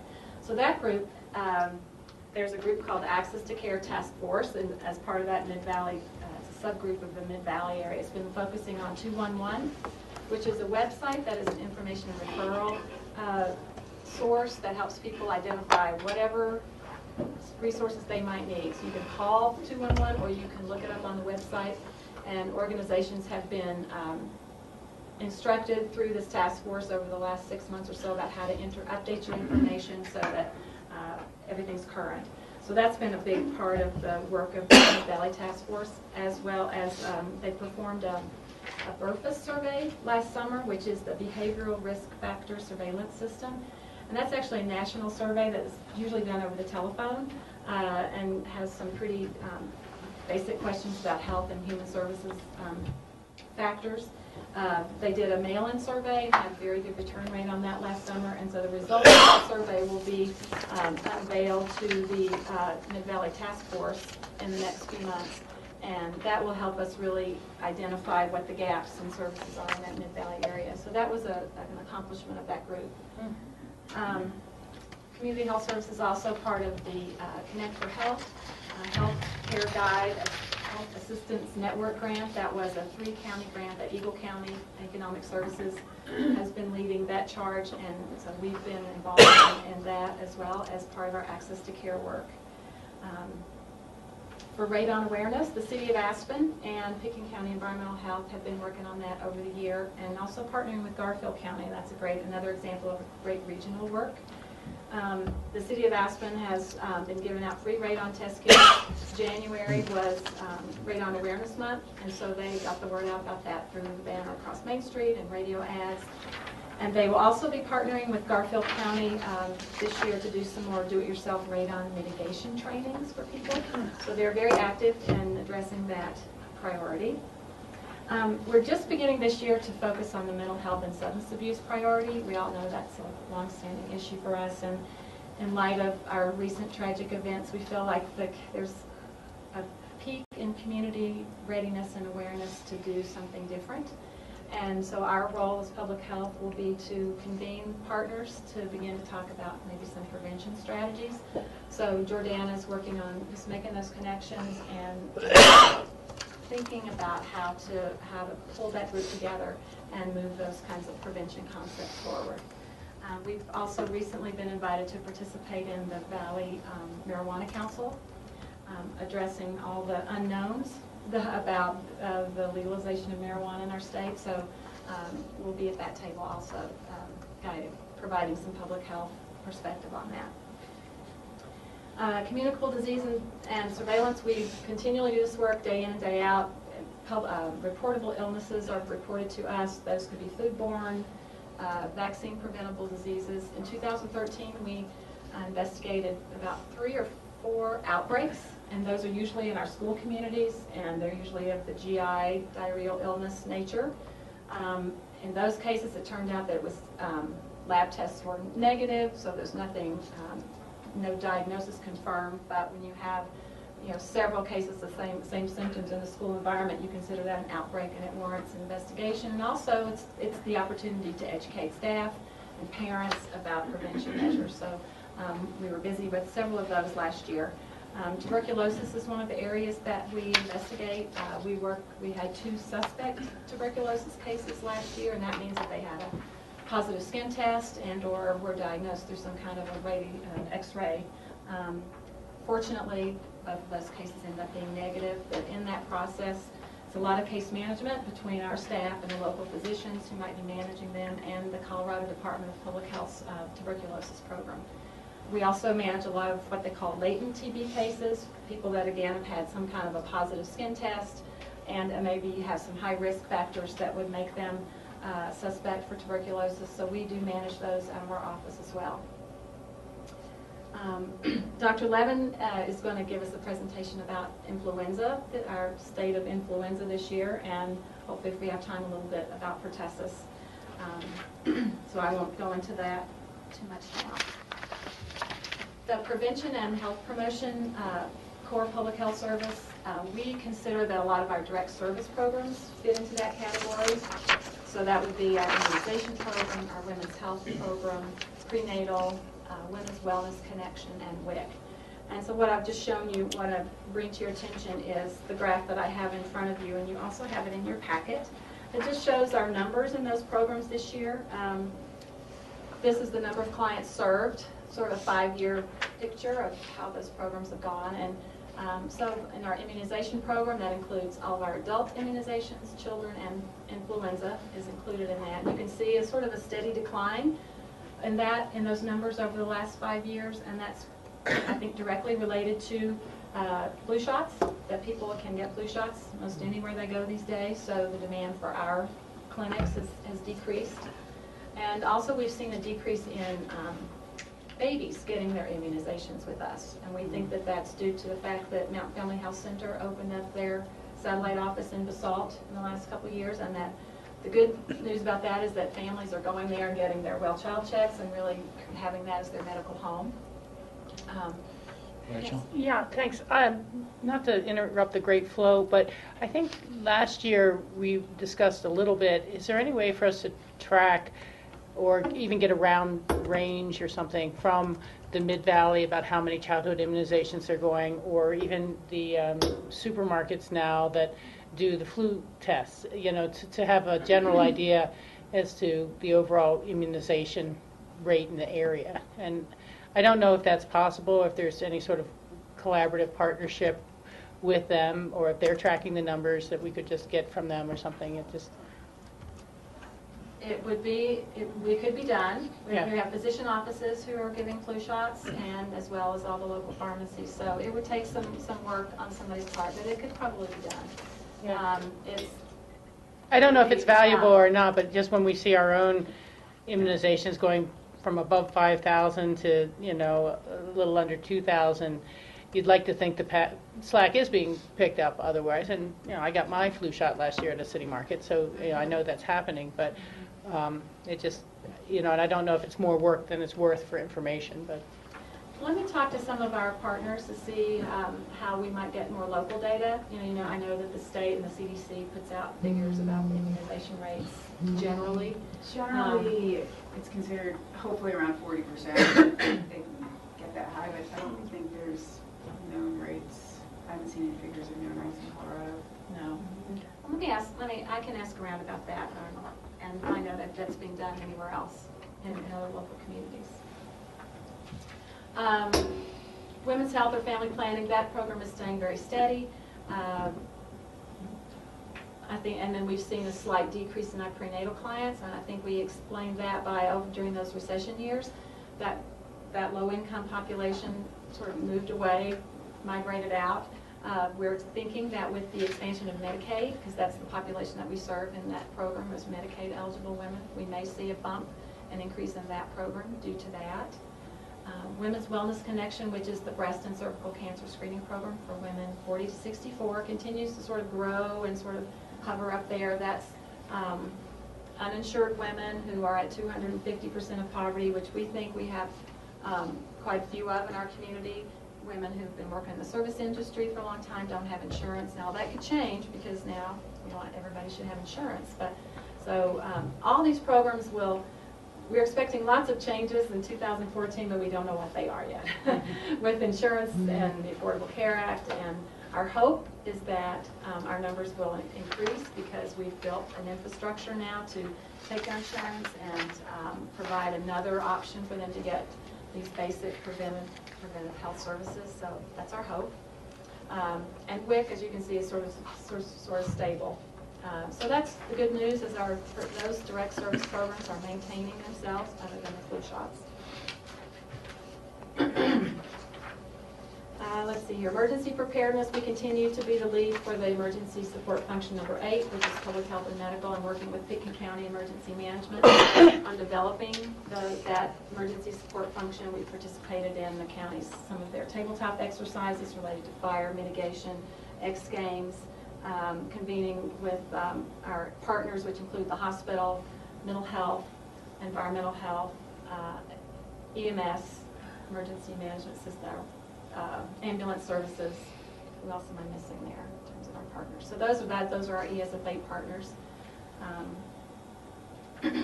And the big news in administration and governance is that we did successfully implement our electronic practice management system in October. So the learning curve was steep, but things are leveling out, and we now have a great system to do all that electronic insurance billing. And also wanted to report that you may recall that Jordana's, her public health planner half that she wore for us was just half-time FTE, and the other half of her position was the tobacco coordinator for a tri-county grant that Pitkin, Eagle, and Garfield received through the state public health department to address smoking cessation in our tri-county region. So Eagle County Public Health has been wanting to have more of a presence on this side of Eagle County. So they received funding to fund a half-time public health planner. So Jordana will take on that role for the Mid-Valley up, funded partly by Community Health Services and partly by Eagle County. So that'll probably start April 1st. So that will streamline the work that she's doing. It'll give her one hat to wear instead of two, and it'll really help us connect public health and all these initiatives that really have been identified by all the counties. She'll be connecting with Garfield County on some of their health initiatives like Live Well, and will really create a great connection for the whole Orange Fork Valley. So we're really excited about that staffing change for her. And I think that's all I have, unless you have questions for me. Michael? Liz, with the legalization of marijuana and currently the sale of marijuana in the county, does the community health have any positions on that, or does it have to deal with any problems derived from that? Well, no, we don't have a position. Community Health Services does not have a position on that. What we will be doing is looking for guidance from the state public health department. They are developing surveys and monitoring systems to really look at the impact, the health impacts of marijuana, as well as teen access.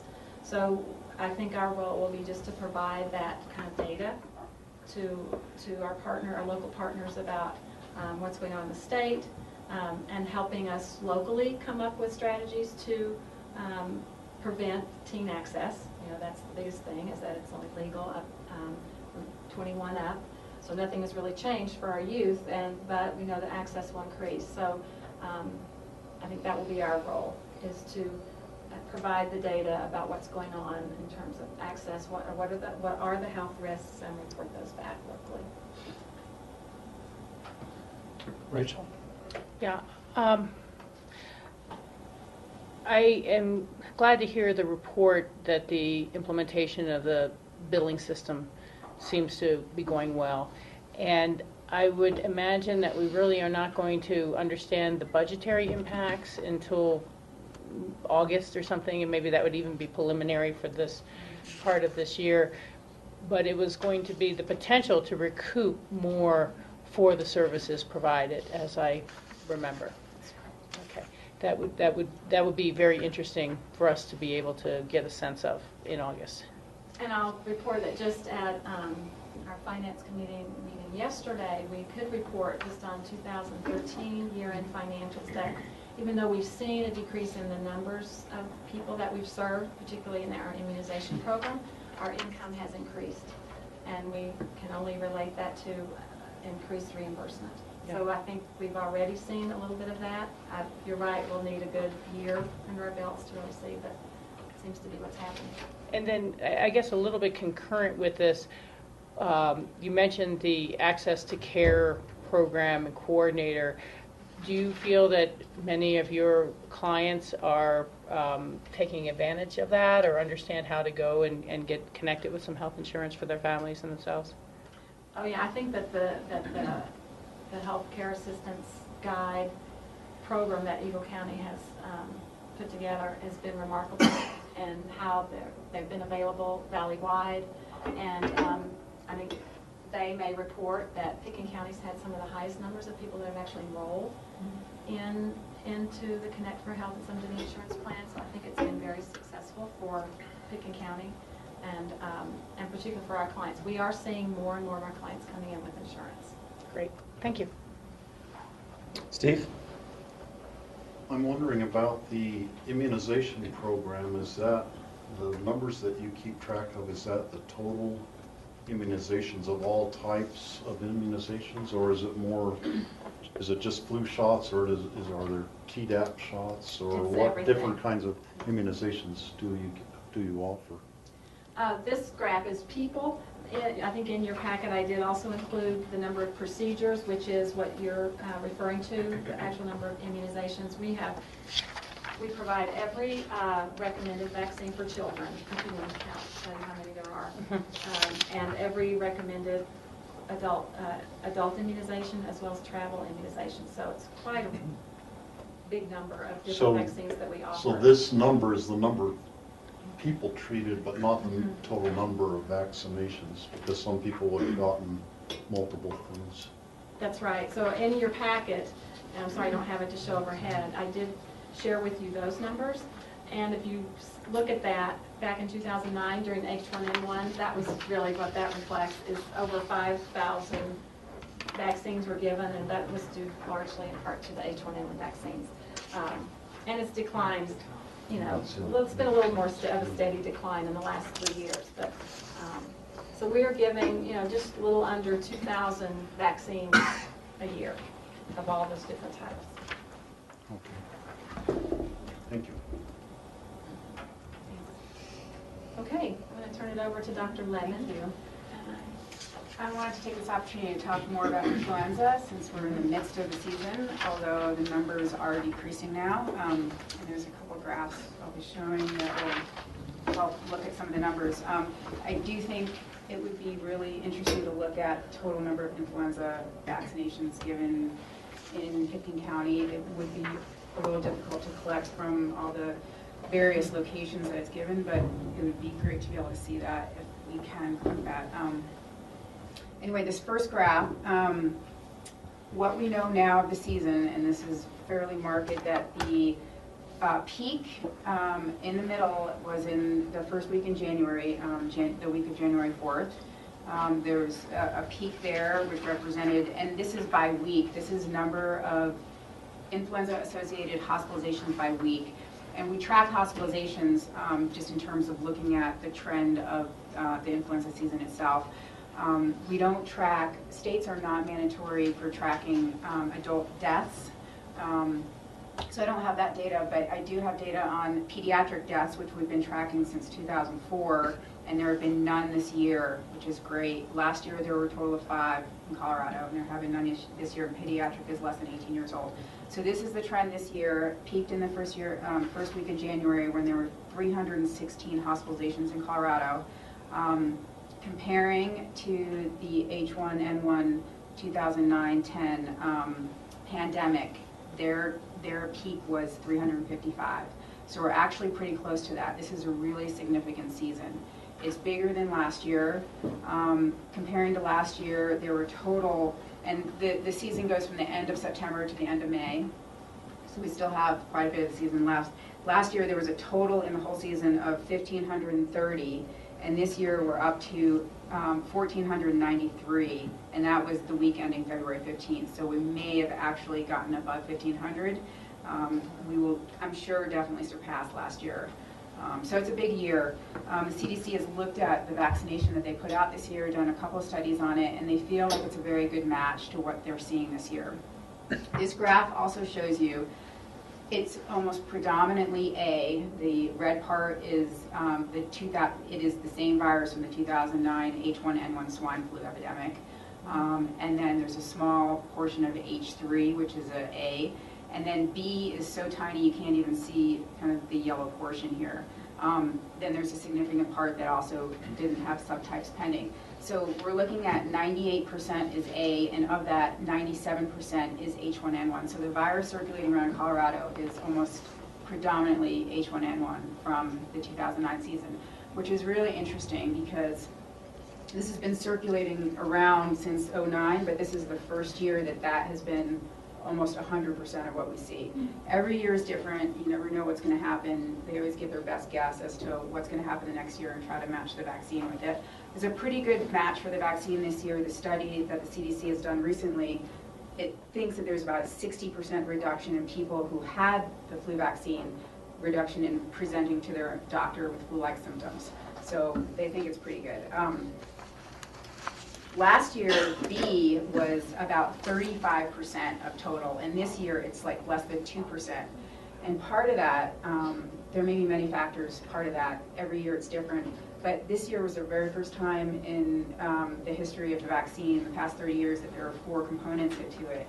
And it's been a trivalent vaccine, so there's been 3 components for the past 30 years.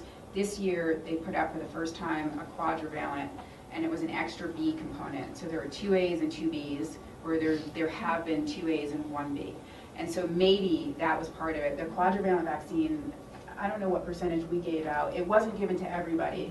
It was given to a lot of the seniors, I think. No, the only quadrivalent vaccine we have is in the flu mist.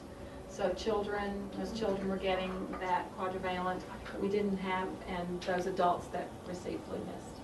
So not a huge percentage of people got this quadrivalent. It's kind of a newer thing, and they've done, the New England Journal of Medicine came out recently with a study looking at quadrivalent versus the trivalent, and it actually had some greater efficacy, and it didn't have increased side effects, which they were concerned about, the greater antigenic properties of it. So we may be trending towards that in the future. What else? Most of the cases, again, are Denver area, Southern Front Range, Northern Front Range. In Pitkin County, there's been 2 hospitalized cases. Compared to Garfield County, there's been 14. So it's here. It's not as high as in these Front Range areas. So the next... Is that pretty standard, the time range that happens, or is that different every year? Well, that's what... Great question. The next graph, which I think this is a really fascinating graph. This looks at the trend over the seasonal trend of flu, looking back at 2004. So the big pointed dark blue one in the middle is this year, 13-14 year.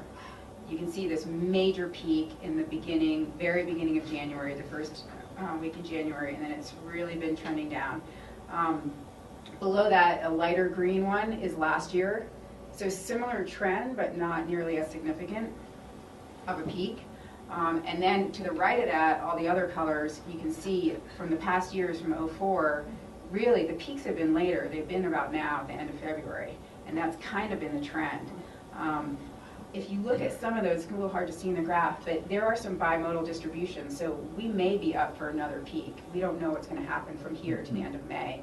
And that's a big concern. That's why I'm happy you're going to be getting a flu shot. It's not too late to get the flu shot. It takes 2 weeks for the effects to kick in, and we don't know what's going to happen.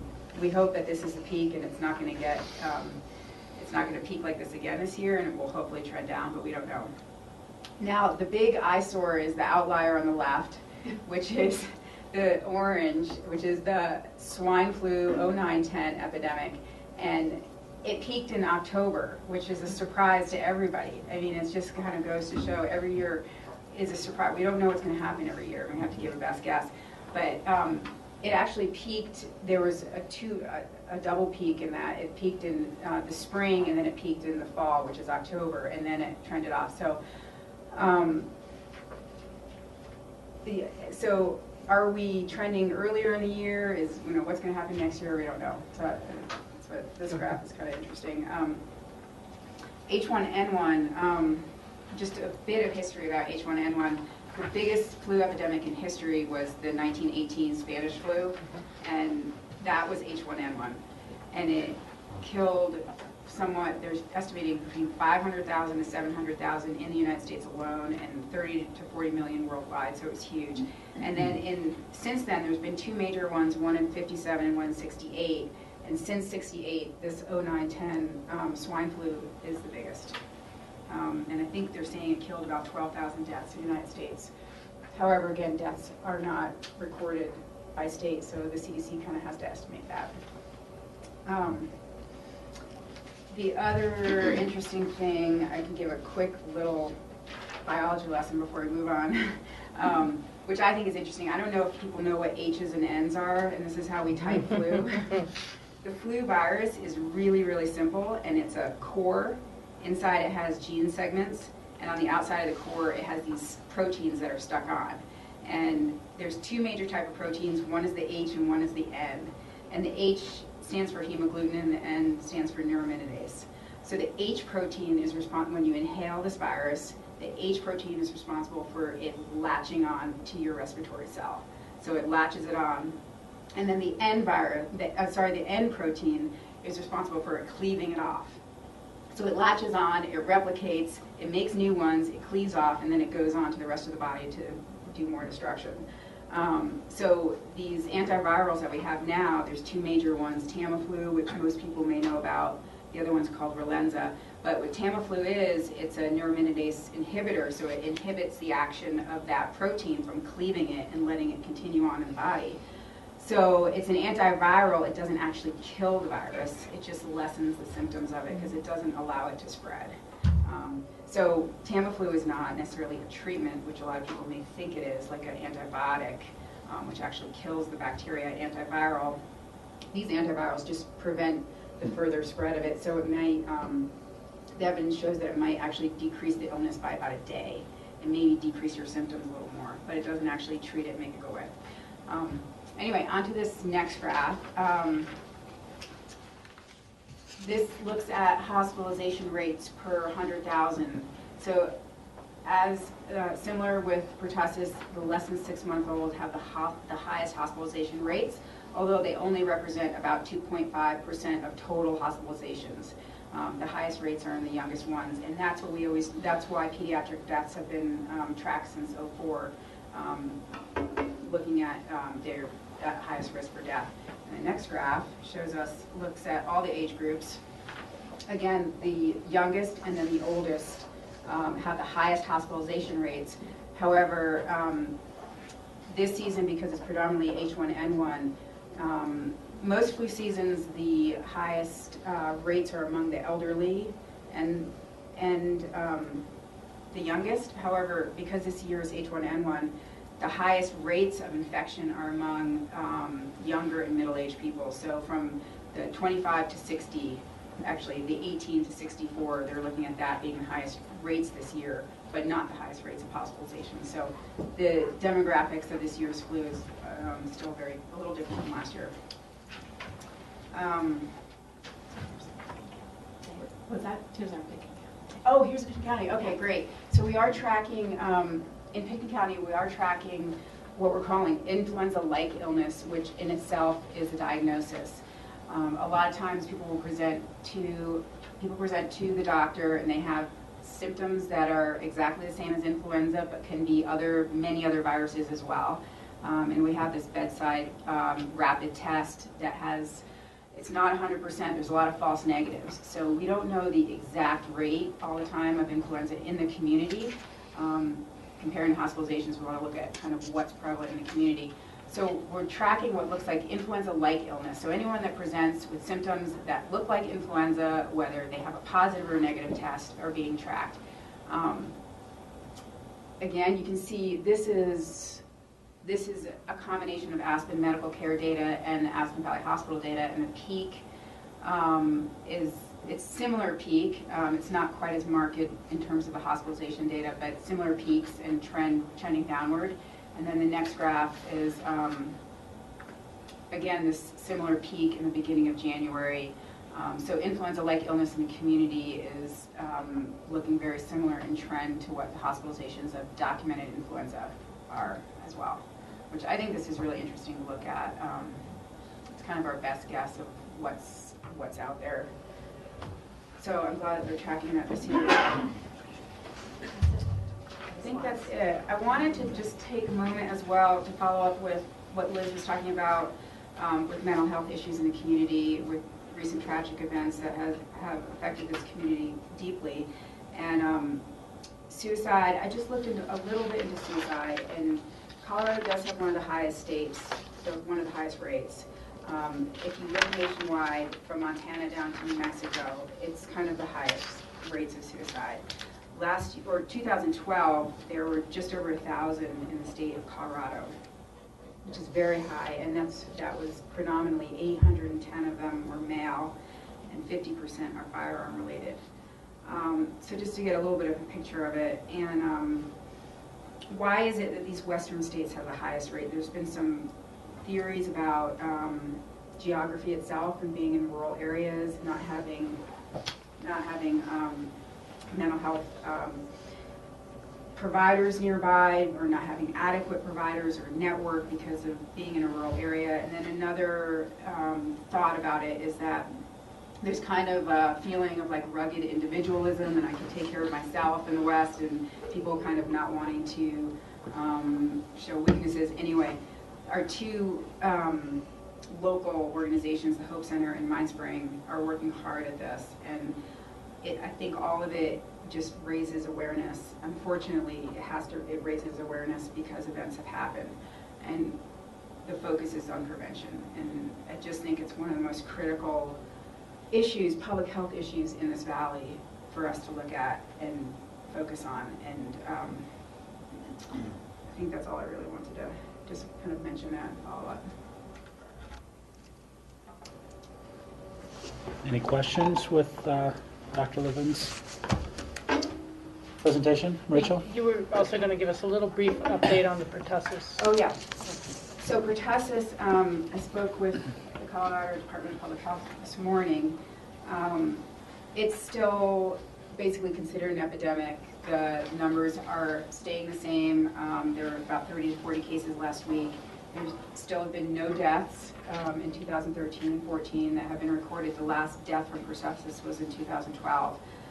The highest rates, again, are among the very young, less than 6-month-old, and then there's this 11 to 14-year-old segment, which now that there's another vaccine at 11-year-old, the recommendation, hopefully that'll take on that. But there have been really no changes since I presented last quarter. The total number of cases in 2013 is 1,458, very high compared to recent years. It's the highest since 2004, I think, which was kind of a peak. So still a major issue, and it gets kind of put a little bit on the sidelines when influenza season jumps in, but it's still a major issue and considered an epidemic. Well, I just want to thank both of you for the kind of extra publicity you got out about that in the late 2013. And I think your report says there seemed to be an uptick in vaccinations because of that, and it's really good work. Thank you. Well, we partnered with Chicken County to get that word out. So it's great. Thank you. Who's up next, Kurt or Tom? Thank you. Good afternoon. To follow up on Dr. Levin's last point, which is really an important one, a couple of meetings ago I presented to you the information that we got from the county health rankings in the United States, and Pickens County was the healthiest county in Colorado, using a number of different parameters. That appeared in the paper, and then a couple of days later I read a couple of comments that were extremely accurate, that ranking does not include suicide.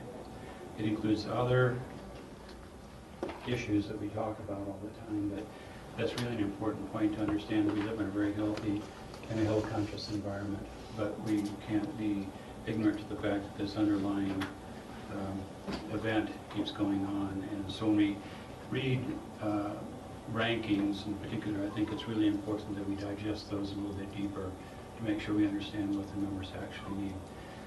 So, my activities in the past quarter have been a little bit more limited than previous times, but I've given you a status update on some of the major programs that I'm involved with. The Food Safety Modernization Act continues on, and it's getting more support in Congress. Obviously, they funded it. There's a lot of regulations that are being created. They're out for public comment. One of the focus of our last meeting that we had in December in Atlanta was to distinguish the difference between what people's perceptions are of foodborne illness. A lot of people think they're, and truly confirmed, can be associated with bacterial illness, salmonella, listeriosis, shigella, and so forth. But by far the largest contributor to foodborne illness is called norovirus. Norovirus is the one that's typically associated with cruise ships, where they have a captive audience and it's easily transmitted. It has a sudden onset. It doesn't last long. Infants, elderly, immune-compromised people are very susceptible to it. So the focus of our meeting in Atlanta was to spend a day and a half discussing how best we can improve the surveillance, investigation, and collection of data on norovirus. So that's one that is kind of a lump-all category, but the difference between the bacterial contributor and the virus contributor is important to understand. So we're spending a lot of time nationally, and I expect to have a continuation of that discussion in our meeting coming up in May in Atlanta. My 3-year term on the Food Safety Modernization Act Committee, representing the National Environmental Health Association, expires in June.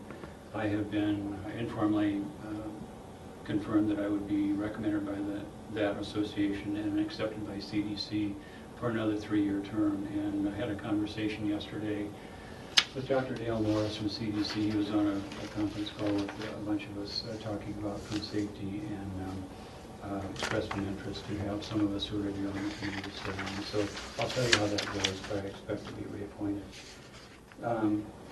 And we don't talk specifically about county level. Right now, the food work group I want to talk about surveillance and how we implement a surveillance program in the United States to improve food safety. But I took the opportunity in December, based on a conversation we had locally here, and I think Rachel brought my attention to one of the local growers and co-ops and how this standard is going to implement them or affect them. So I took the opportunity at that meeting to kind of step away from what our actual challenge was, to bring up before our committee, which is made up of about 15 or 18 people from all different disciplines in the country, how overarching and far-reaching the FSMA law is to local growers. And fortunately, there's been an exemption written in to cover a lot of the issues, I think, that were being discussed locally, where if you have $500,000 or less in revenue as a shipper or a grower, you can be exempted from a lot of these standards. So hopefully that's going to continue on. But what's happening with that law is it's coming out kind of piecemeal, and there's different aspects of it. It's a huge conglomerate of regulations, but they're coming out piecemeal. But it's continuing on. So unless things change, I would expect to be still on that committee after June. I continue to work with Colorado State University and the Colorado School of Public Health and advisory committees on both of those universities and programs. What we're focusing on now is how to attract students into the environmental public health field, how to make sure that they have the skills to go beyond what's just technically presented to them, like how to inspect, how to take temperatures, how to write a report, and so forth, but rather to be able to communicate well verbally and in writing, to be able to understand how budgeting affects their programs, understand how their decisions affect the politics of the local communities that they work in, political interactions, how to work with the public in creating ordinances and regulations, and how to be compassionate, how to work with the communities and not just be a hardline enforcer. And we had a conversation again yesterday with another national group I work with on having emphasis. The discussion yesterday was pretty much on regulation and resources. And so I inserted that the third major component of our discussion should be the educational role that we play, and how if we educate well and we can communicate well. And I think that goes much further than being a strict hardline enforcement regulator. So that's what we're trying to work on as far as curriculum at the university level and the college level, and continuing to focus on that. The National Association of County and City Health Officials, I'm still actively involved in that, and I'm up for 3 reappointments coming up in March to the Environmental Health Essential Services Committee, which is kind of a larger committee of work groups. 2 work groups under that category are food safety and environmental public health tracking. I've been on these work groups and committees for a number of years.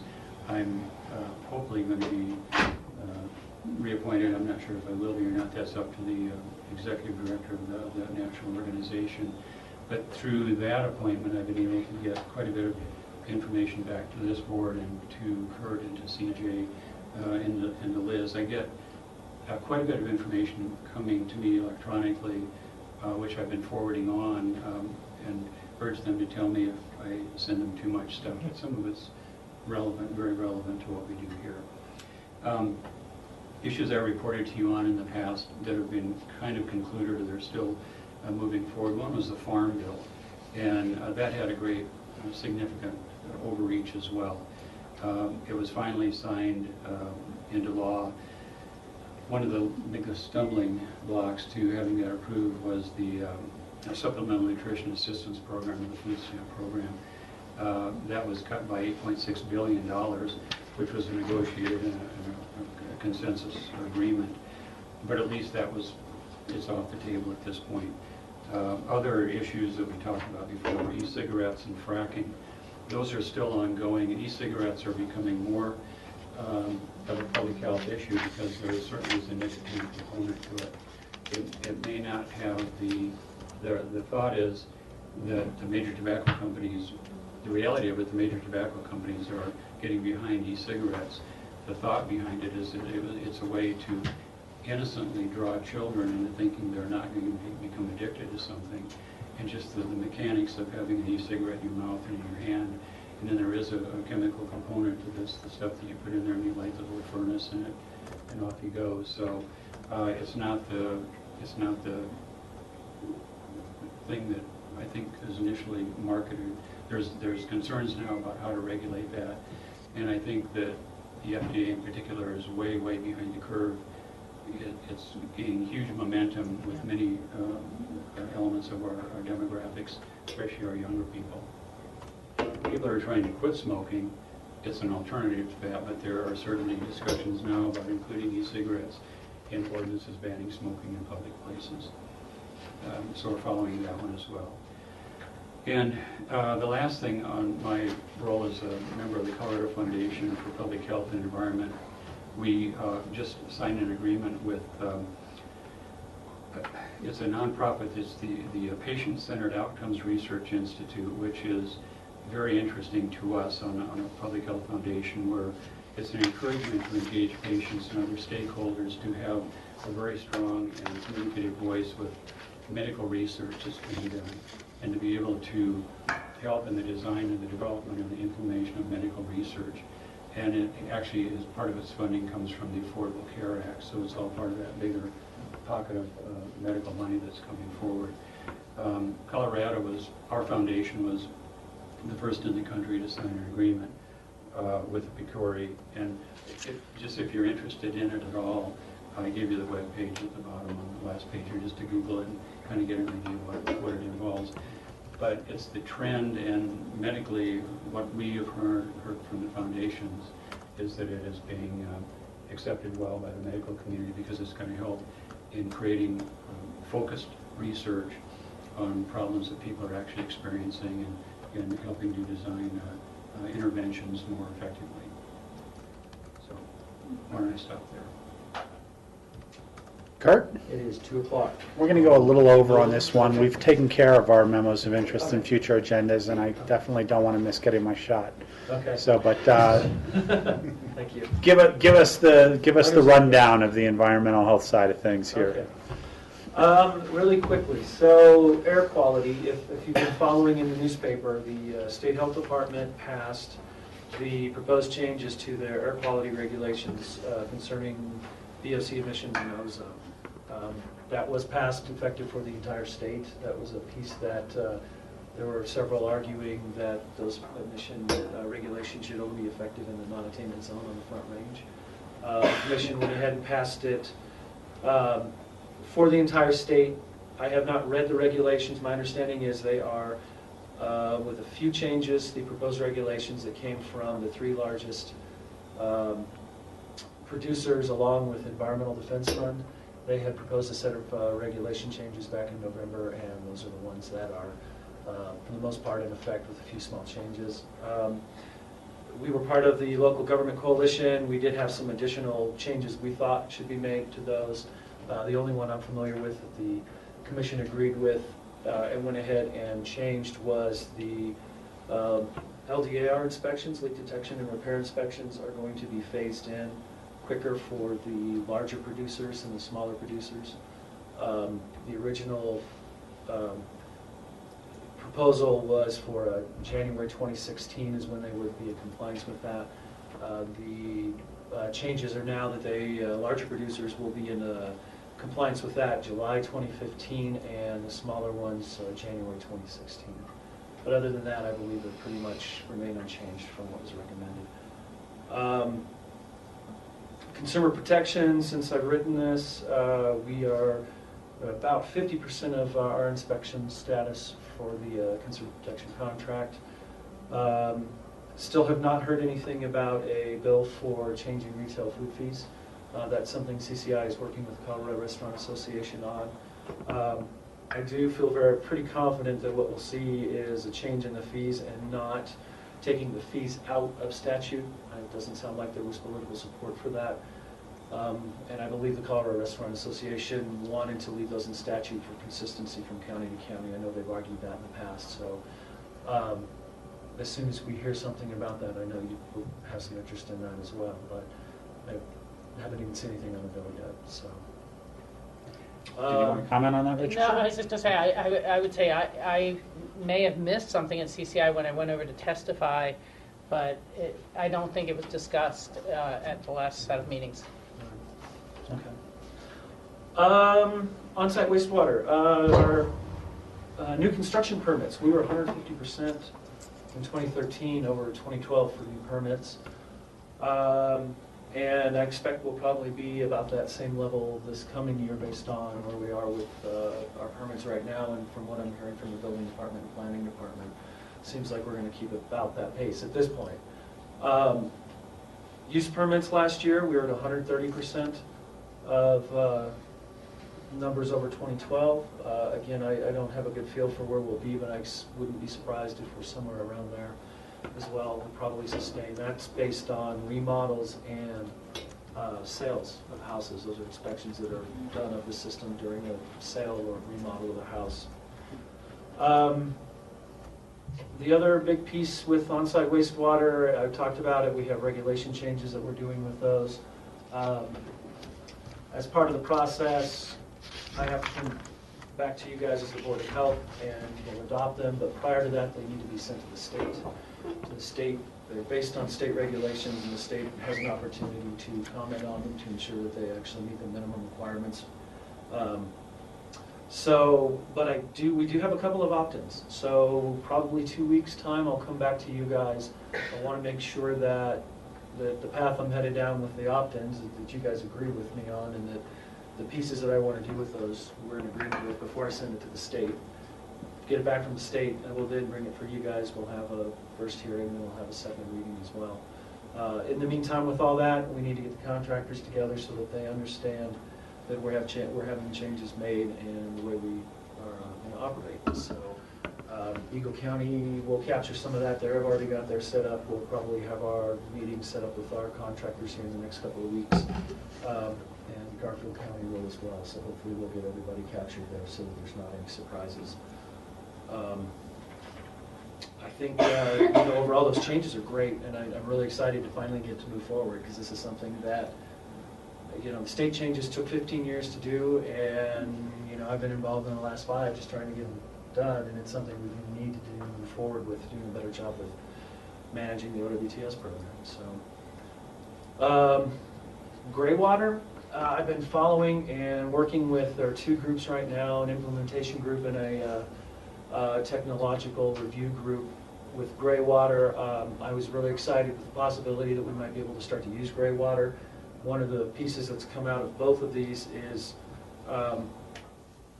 the complexities of water law in Colorado and how that actually affects this piece. And not only that, but The two areas we've chosen to focus on are outdoor irrigation and indoor use for like flushing and toilet reuse. Plumbing code, state plumbing code doesn't allow for the use of gray water, so even though we will probably get our piece pushed through, it's still going to have to, the state plumbing code's going to have to change in order to do that. And then irrigation, outdoor irrigation pieces, if you're on a well, there are water laws that may or may not allow you to use this for outdoor irrigation. It will depend on whether or not you have irrigation rights with your well. So there are some pieces there that are a little disappointing, and we may not be able to work through this first round, but they're still intending to have regulations by July, and then it's up to local jurisdictions again to base those regulations on what they have in implementation. So we'll take a look once they're finished. But I suspect this first go around, it's not going to be quite what at least I know I expected in terms of encouraging reuse of gray water. And then the last piece I had here really quick, and this is in its infancy. We had a situation come up last October where I had the state health department call me and literally said, your kitty cat's positive. And I had no idea what they were talking about. And so we worked through it. We had a local vet submit a kitty cat that unfortunately had died, tested positive because the vet was in Pitkin County. They called my office. The address actually was in Gibson, so then of course we called Eagle, and in the run of everything, it's actually the kitty cat was in Garfield. Boy, that cat gets around. Yeah, right. So in the process, the important piece I thought that came out of this was really I thought we need to have a group of locals that, including the vets and environmental health and public health people, that when something gets submitted or tests positive, we have a quick and easy way to say, hey, this was submitted just as an FYI, or like in this case, we had a little kitty cat that tested positive, and then it became really we should let the other vets in the valley know, so that if they're making a diagnosis, they can have an easier way to, or at least that information's out there, so they're looking for it. So we're in the infancy. I've talked with Riri with Animal Control, and I've talked with Garfield County. I haven't talked with the city yet, and I haven't talked with Liz, and I've got to get everybody together, but we want to set up a group that is going to be able to share this information so that when something does to get submitted, maybe we already know about it, so we don't get those surprise phone calls, and then hoping on the backside if something does, we have people out there looking for any maybe additional cases. So, Rachel, what did it test positive for? Rabies? Plague. Plague. Not something that's very common, and it's something that's endemic and is out there, but it's not a very common piece, but cats are highly susceptible. And, coming from the Front Range, we watch prairie dog colonies on the Front Range because you see outbreaks there. Yeah. So it is something that we see every once in a while here, but it's not a tremendous story. Well, I think that's a great effort because while we haven't had the issues, there was an awful lot down in Boulder in the Front Range with rabies in skunks and things like that, and potentially giving them to horses, and there are those cases where they really can transfer to humans. So I think that is really a good effort for you to start, Kurt. And I think one of the pieces that in getting out in front of as we have global climate change, we're going to one of the vectors that you see with mosquito-borne diseases. Well, we don't have a lot of those. Most of those are nuisance, but that doesn't mean that may not change. And I think this is a piece to help in that. Monitoring with West Nile virus, things like that. We did have plague here in the mid-'70s, so we had confirmed plague as high as Ashcroft. It's in the rodent populations. Is it the fleas that carry that? Right, fleas. great. I think we'll stay on the air and show how quick and easy it is to get a couple of influenza shots here. Right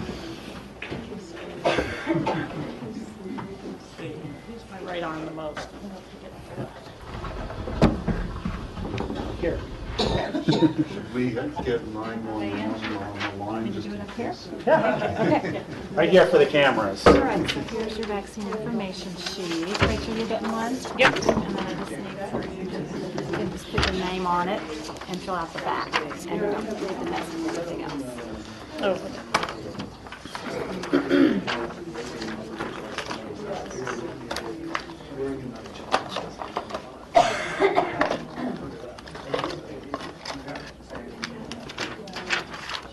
I think we've vaccinated both of you before, right? Yeah.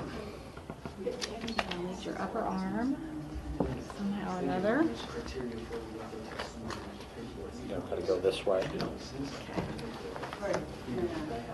Go ahead and do that, and then I'll get your address. Do you have any allergies? Latex.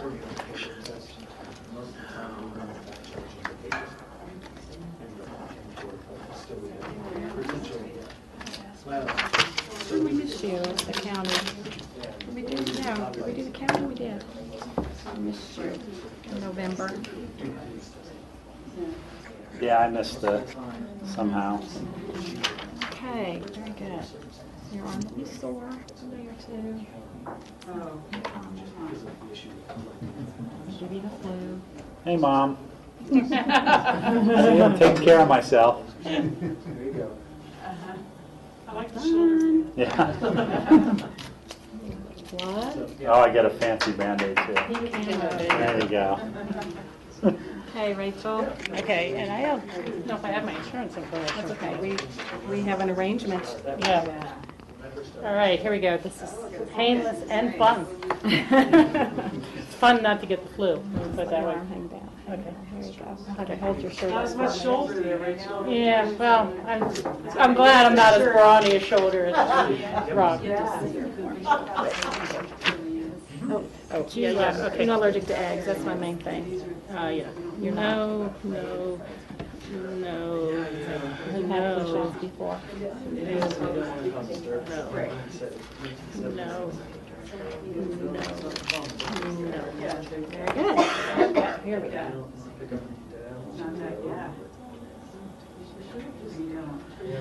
My, when we first moved here in '76. When are you going to start? You did good. Thank you. If you want a Band-Aid, let me There you see. go, There nice you and go. easy. That's right, herd protection. Protect Yay. your neighbors by Good getting job. your flu shot. Clean up my mess. Thank you, Liz. Thank you, guys. Good, she's the best shot Woo. shot Yeah. giver Yay. par excellence. Okay, right here. Great, next we're going to end our meeting as the Board of Health, and we are going to go into our second special meeting as the Board of Social Services. So I'll take a motion to go into a special meeting. Let me as make the a board- motion to adjourn as the Board of Health. Okay. Motion to adjourn as the Board of Health. Is there a second? All in favor? Aye. Aye. A motion to go into a special meeting as the Board of Social Services. So moved. Second? All in favor? Aye. Aye. Now we are convened as the Board of Social Services, and Nan Sundin is here to give a presentation where we will go over payrolls and whatnot and things that we need to approve on a quarterly basis.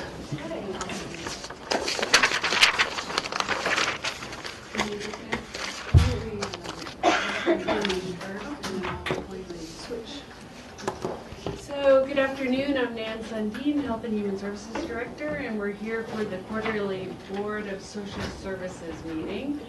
And I have Connie Garofalo, our illustrious accountant for social services, human services, and also Mitzi Lettingham behind me.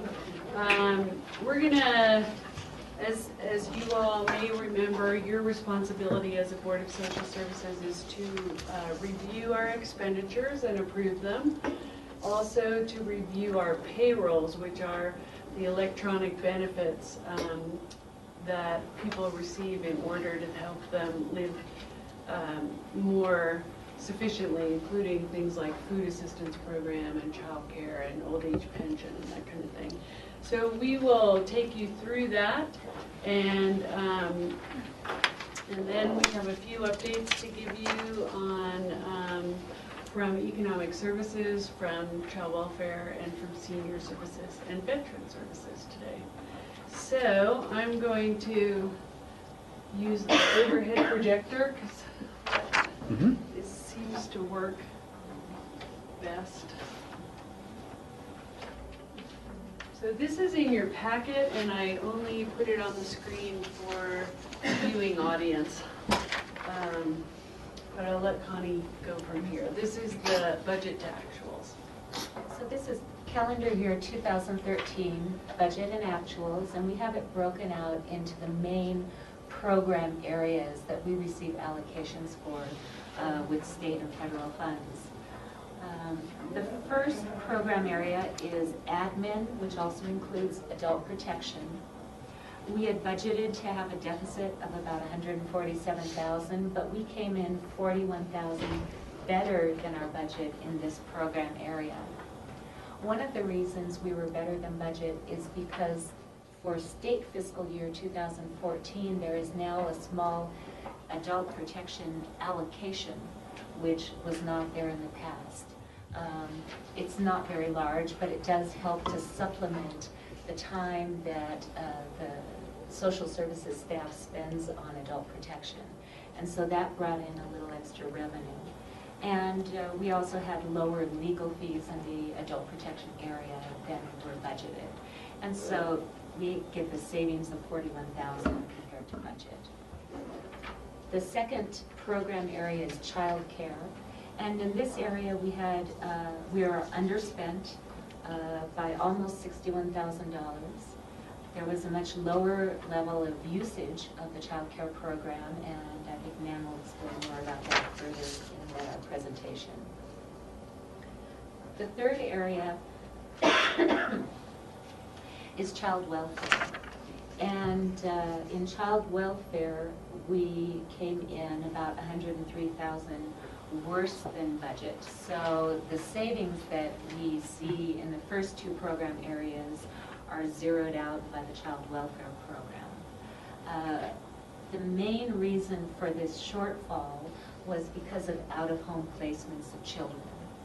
This is something that we do not typically budget for, as we will, in Pickens County being such a small county, we do have many years in a row where we have no out-of-home placements. But then when you do have a year with placements, all of a sudden you're hit with a fairly large sum, over $46,000 for the year. Associated with out-of-home placements are about $25,000 of legal fees. And so this created a shortfall in the child welfare area. Also, as we were transitioning with Eagle County, we added a caseworker. There was changeover in the department on the Pickens County side. We were a little bit slow in ramping up on our billings to Eagle County. So hopefully 2014 will look better in that area. All put together, though, our savings and our overages balance out so that on a fund level, if you look down at the very bottom line, we actually come out about $3,000 better than budget on the fund as a whole. So, any questions on the financials? Rachel? Thanks for tracking all this. I know it's very complex, and I'm glad to see we're ahead of the game at the end of the day. What I'm kind of wondering is, on a lot of these items, we have a budgeted amount through state and federal revenues. Mm-hmm. And are those lower than we had projected because of sequester cuts, or because it tracks to our caseload numbers, or why do we budget one number and then receive less from those agencies? We will budget the full allocation that we are allotted. However, in certain cases, like in child care, if we don't use it, we don't get it. Okay. So our reimbursement from state and federal funds is based on our actual usage. Okay. Thank you. Next, do we need a motion to approve the budgets versus actuals, or I forget where we need motions on this? You do, yes. That would be, you can do both of them at the same time if you want to do this and then the Well, payrolls. why don't we look at the payrolls, and we'll do them both of them at the same time. Okay, thank you, Connie. Thank you, Connie. Okay, I'm going to present today. Kathy Lyons couldn't be with us. She's our Economic Services Manager from EGLE. Normally provides these updates, but I will go through. So first chart on page 3, you see client payrolls. And again, the payrolls refer to the direct electronic benefit transfers to clients. These are our primary programs on the left. And this is basically a comparison of the last 3 years' fourth quarter in these programs. I think of note this time is really, as you can see in the bottom total line, we're about $100,000 less than we have been.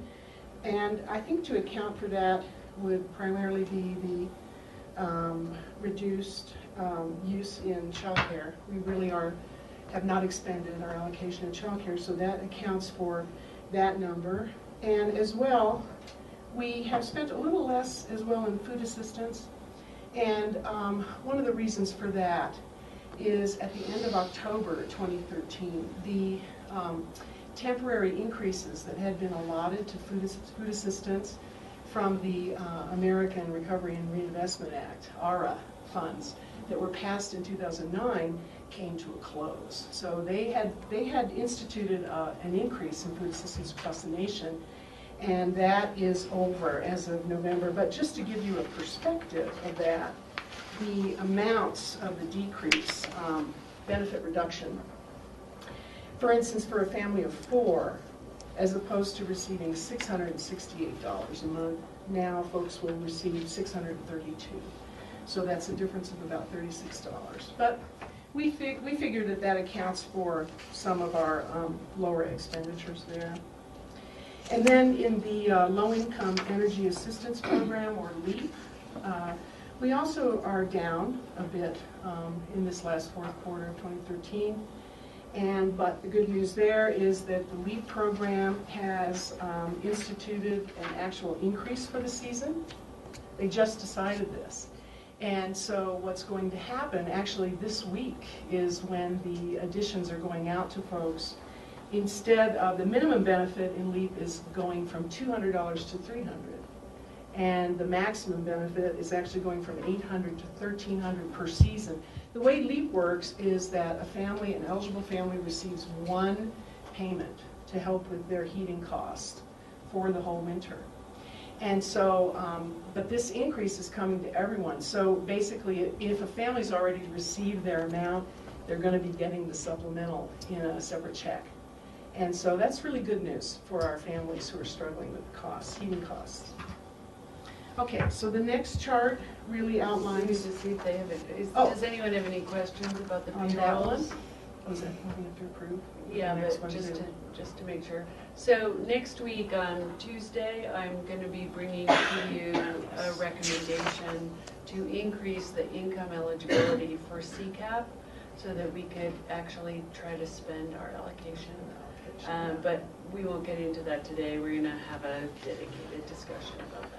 Right. And it's not a specific question, and I can hold on this, but on the CCAP numbers, it seems like there was a substantial increase in January for the 185% and under, in terms of the kids that are involved. It went from...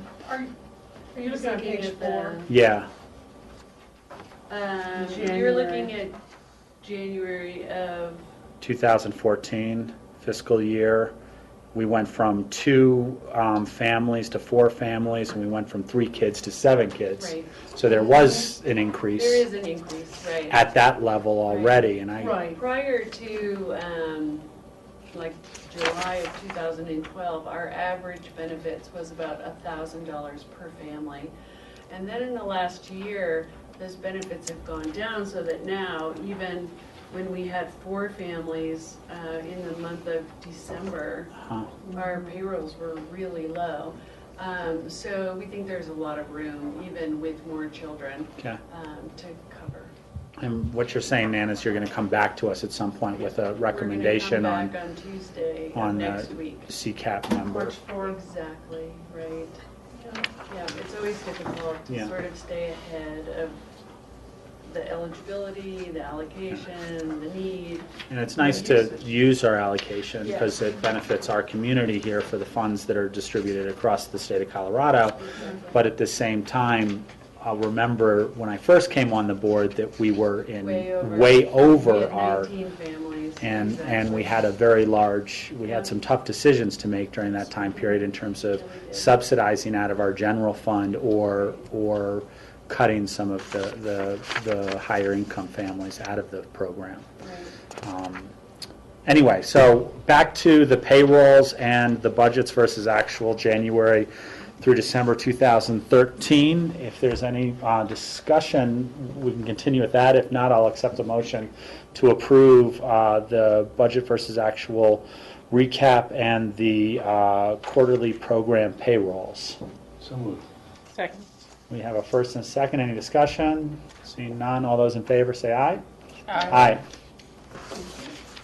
All right, so then the next chart really outlines your average benefit per household. We present that to you in every report as well, showing the full years, the last 3 years, 2011 through 2013.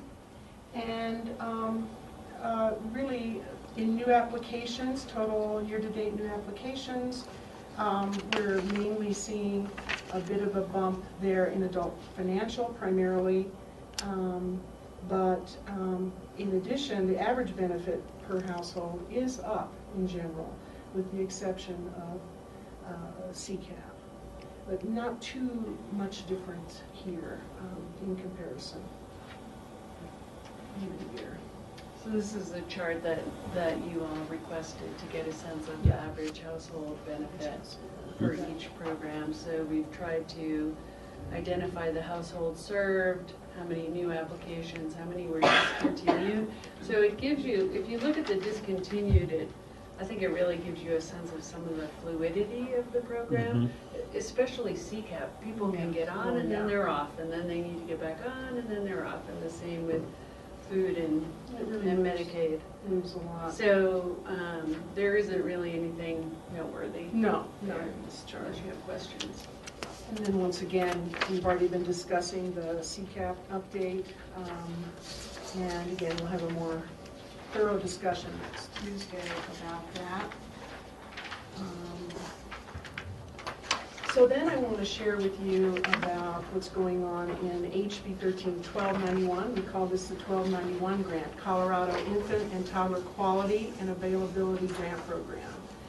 So this program is a joint partnership between Pitkin County, the Rural Resort Region Early Childhood Council, Lake County Human Services, and Eagle County Health and Human Services. And these groups together received an award of $451,673. And Pitkin County's portion of this large grant is $56,603. And essentially, the purpose of this program is to improve quality in our infant and toddler care, and also provide tiered reimbursement to high-quality programs. We also want to see an increase in the number of low-income infants and toddlers who can be served through these programs. And another goal is to promote voluntary parental involvement. At this point, the funds that we have are being used to pilot a tiered provider reimbursement, and also we're paying for 2 child care slots. Four slots. 2 toddler. Very good.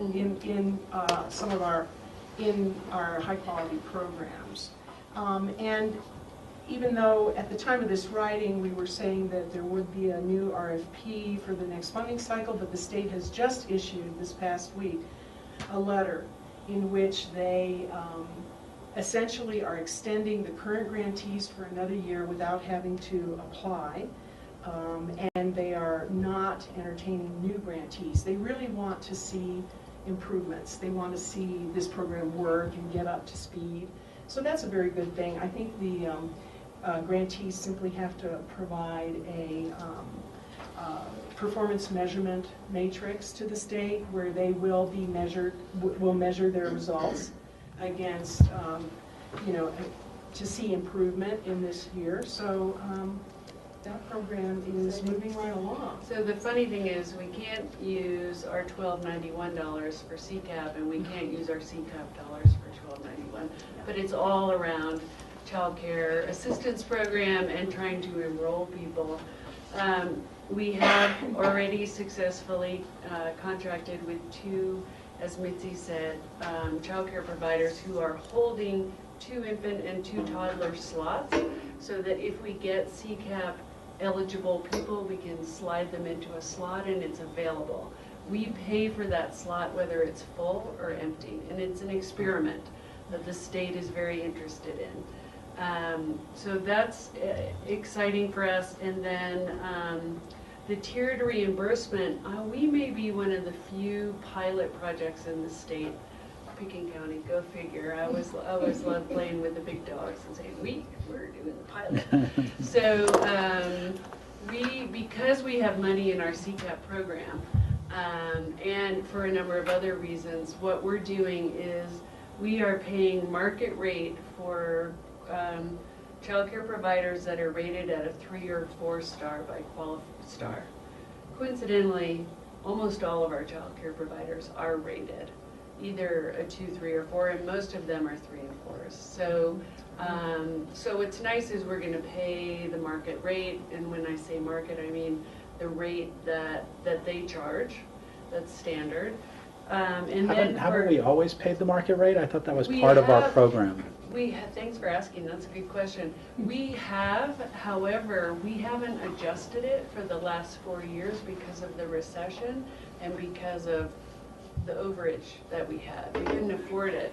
So we held them, but we just have recently released the rates starting February 1st. So we were paying the market rate, but because that market rate goes up a little bit each year, we did not go up every year. But when we had this discussion a long time ago, I remember it that we did pay the market rate. We didn't want a discrepancy between the kids that were paying on their own at full market rate and the CCAP kids that were potentially paying a substandard rate. Exactly. So okay, so we're going to go back to paying the. So we really are going to pay market rates, and the child care providers are excited about this pilot, and we'll see if it serves as an incentive for those child care centers or providers who are not quality rated or who want to move from a 2 to a 3. It's a lot of work. So then Kids First would work with them in that regard. Since we got $56,603 from the 1291 grant, and it's sort of a use it or lose it, and we only had 6 months to use it for this year, we have gotten approval to run an awareness campaign on CCAP. And so Shirley Ritter, Amy Coyle, our family engagement coordinator from Kids First, have been working with Pat Bingham, and they've created a campaign, and we're going to do a fairly aggressive campaign to try to let people know what CCAP is, how to access it, that kind of thing. Question, Steve? Have you filled any of the slots of the 4 different slots at this point? It's a great question. We have one child who potentially was filling a slot, and I'm trying to find out if we actually need to use one of our slots or whether or not I can continue to pay for 2 slots and he'll just be covered with CCAP. So, but we have had 2 people with the family engagement coordinator, 2 families go through the process and I think are now qualified. That's what brought us from the 4 to the 6. Right. And also, do you have any discretion on, say you have 8 kids who would be eligible, or something more than 4 kids who are eligible, can you kind of prorate it and give partial scholarship to more than 4 kids, or do you have to give it to just 4 kids? So I love your questions, because believe me, when we had the state come, we asked all these questions.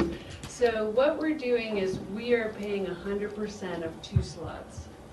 And then when a child qualifies, this is the theory, and goes into one of those slots, CCAP will pay for that slot, and then we only pay for the other one.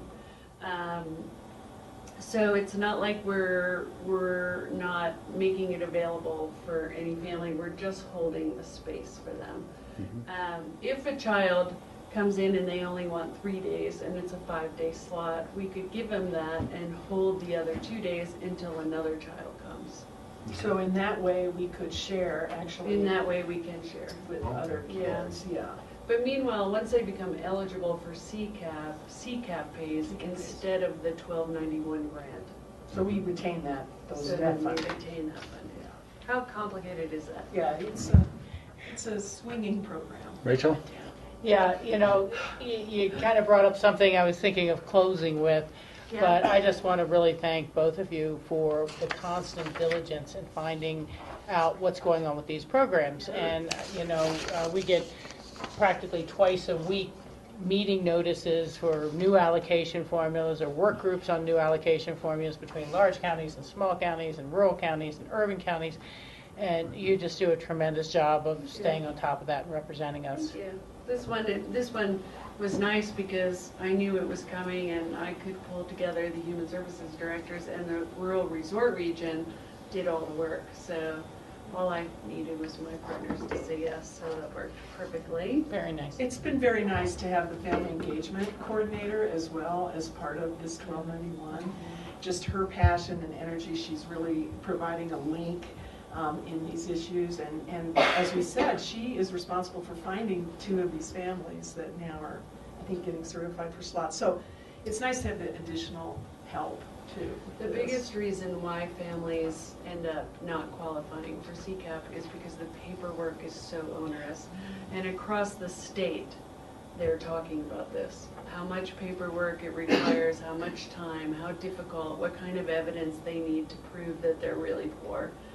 And so you might hear, when you go to CCI, a lot of discussion about CCAP legislation. And I've been watching that legislation. There's, I would say, statewide agreement that we need to make child care assistance more accessible. But there are disagreements about how to do that, of course, and that's what's happening in the discussion around changing the legislation, changing eligibility, changing reimbursement, changing a whole bunch of things. So I've been on all of those statewide calls, and at this point, as the legislation continues, I just see it's still morphing, and we'll see where it ends up. Okay, so moving along. Next section is on Medicaid expansion, which of course Colorado is one of the states with our governor who signed into law Medicaid expansion, which did begin on January 1st of this year, and coverage for that newly eligible population. Primarily this will be adults who do not have children, so adults without dependent children who up to now have never been eligible for Medicaid. You always had to have children. It was a family Medicaid program. So we don't have the numbers in as of yet from January 1 to really know from the beginning of this process how many have come in since January, but we do know that from October 1st, which was the first date for the Connect for Health Colorado open marketplace, till the end of December, the individuals in Pitkin who are enrolled in Medicaid did jump up by 20%.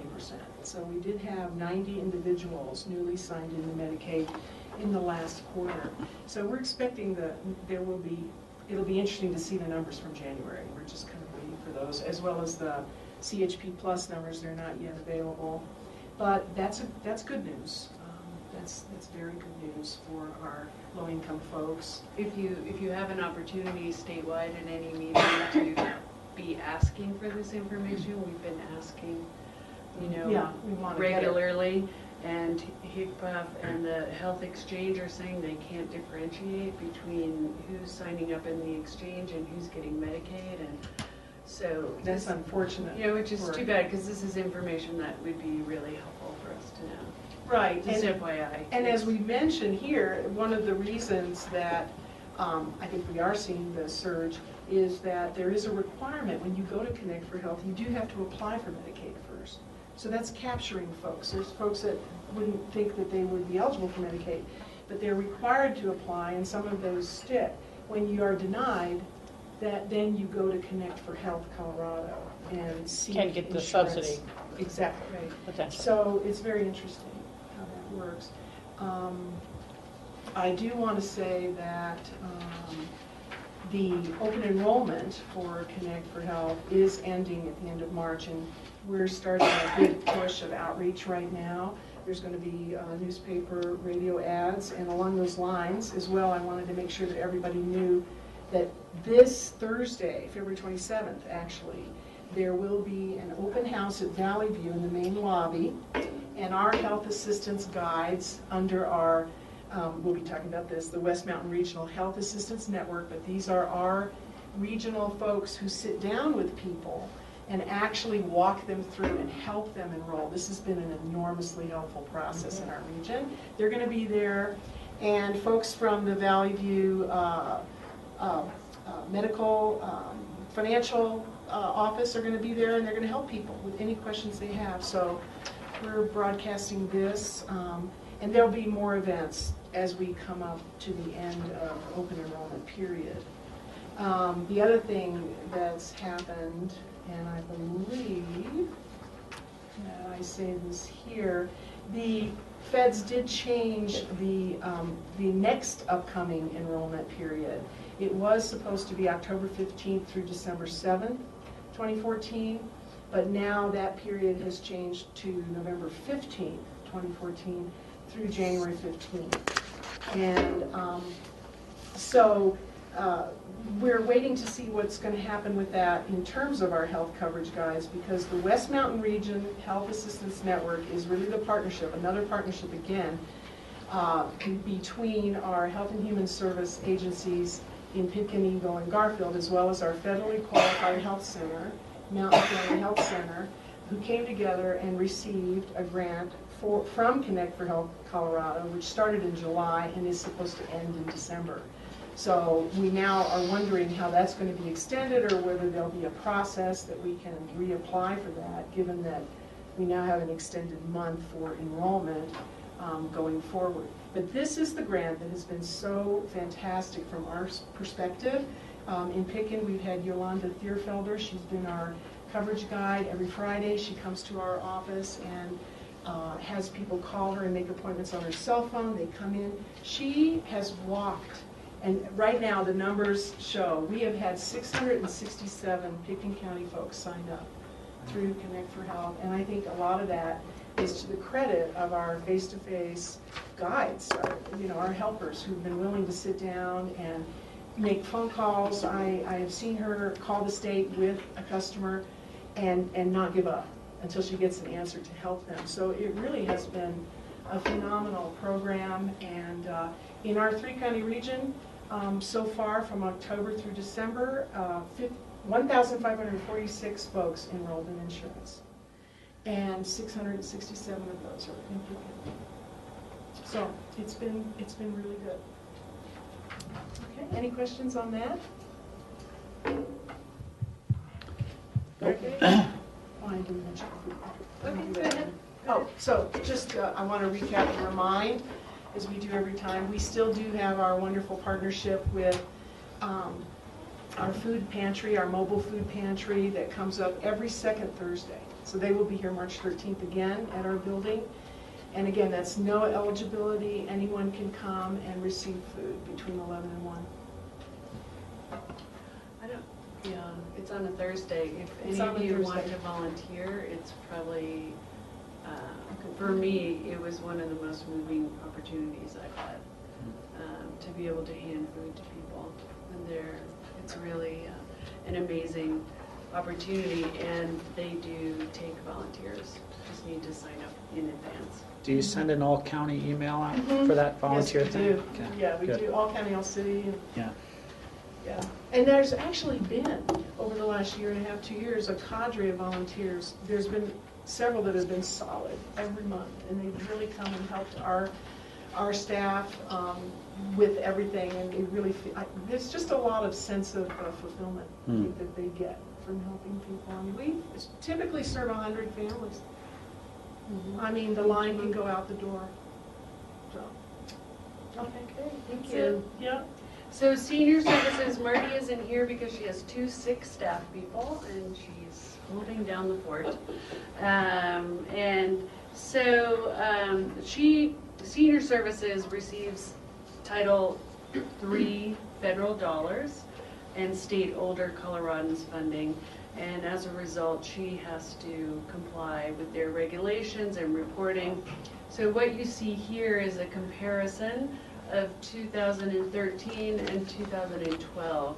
And she identifies the congregate meals, which are the meals at the senior center, Monday, Wednesday, and Friday.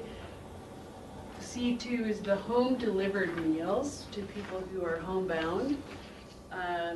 I&A is information and assistance and helping people get where they're going, and also to send out the newsletter, which I noticed I got today. And so just a heads up, I know you all get this, but there is an amazing amount of, Steve has his, there's great information, and just to give you an example, on March 3rd at 1 o'clock after lunch, maybe, yep, Tuesday. Is that a Tuesday? Monday. That's a Monday.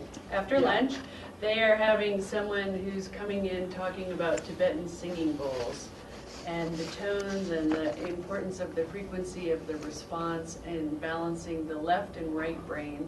So I put that on my calendar. I thought that sounded really peaceful.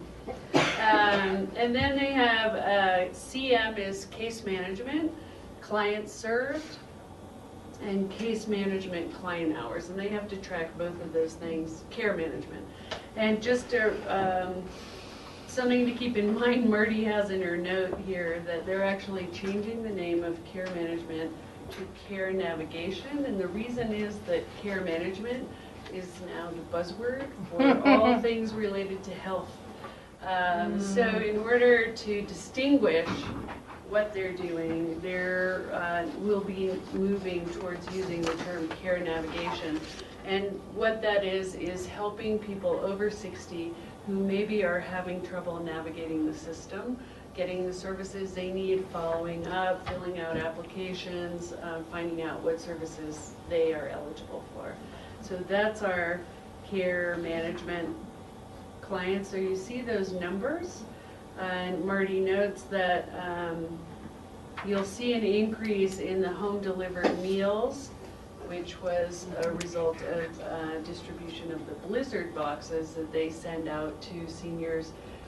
Blizzard box is a box that you keep in the event of a storm. You've got canned goods and things that you can use in case of an emergency, in case they can't get a meal to you or you don't have access to food.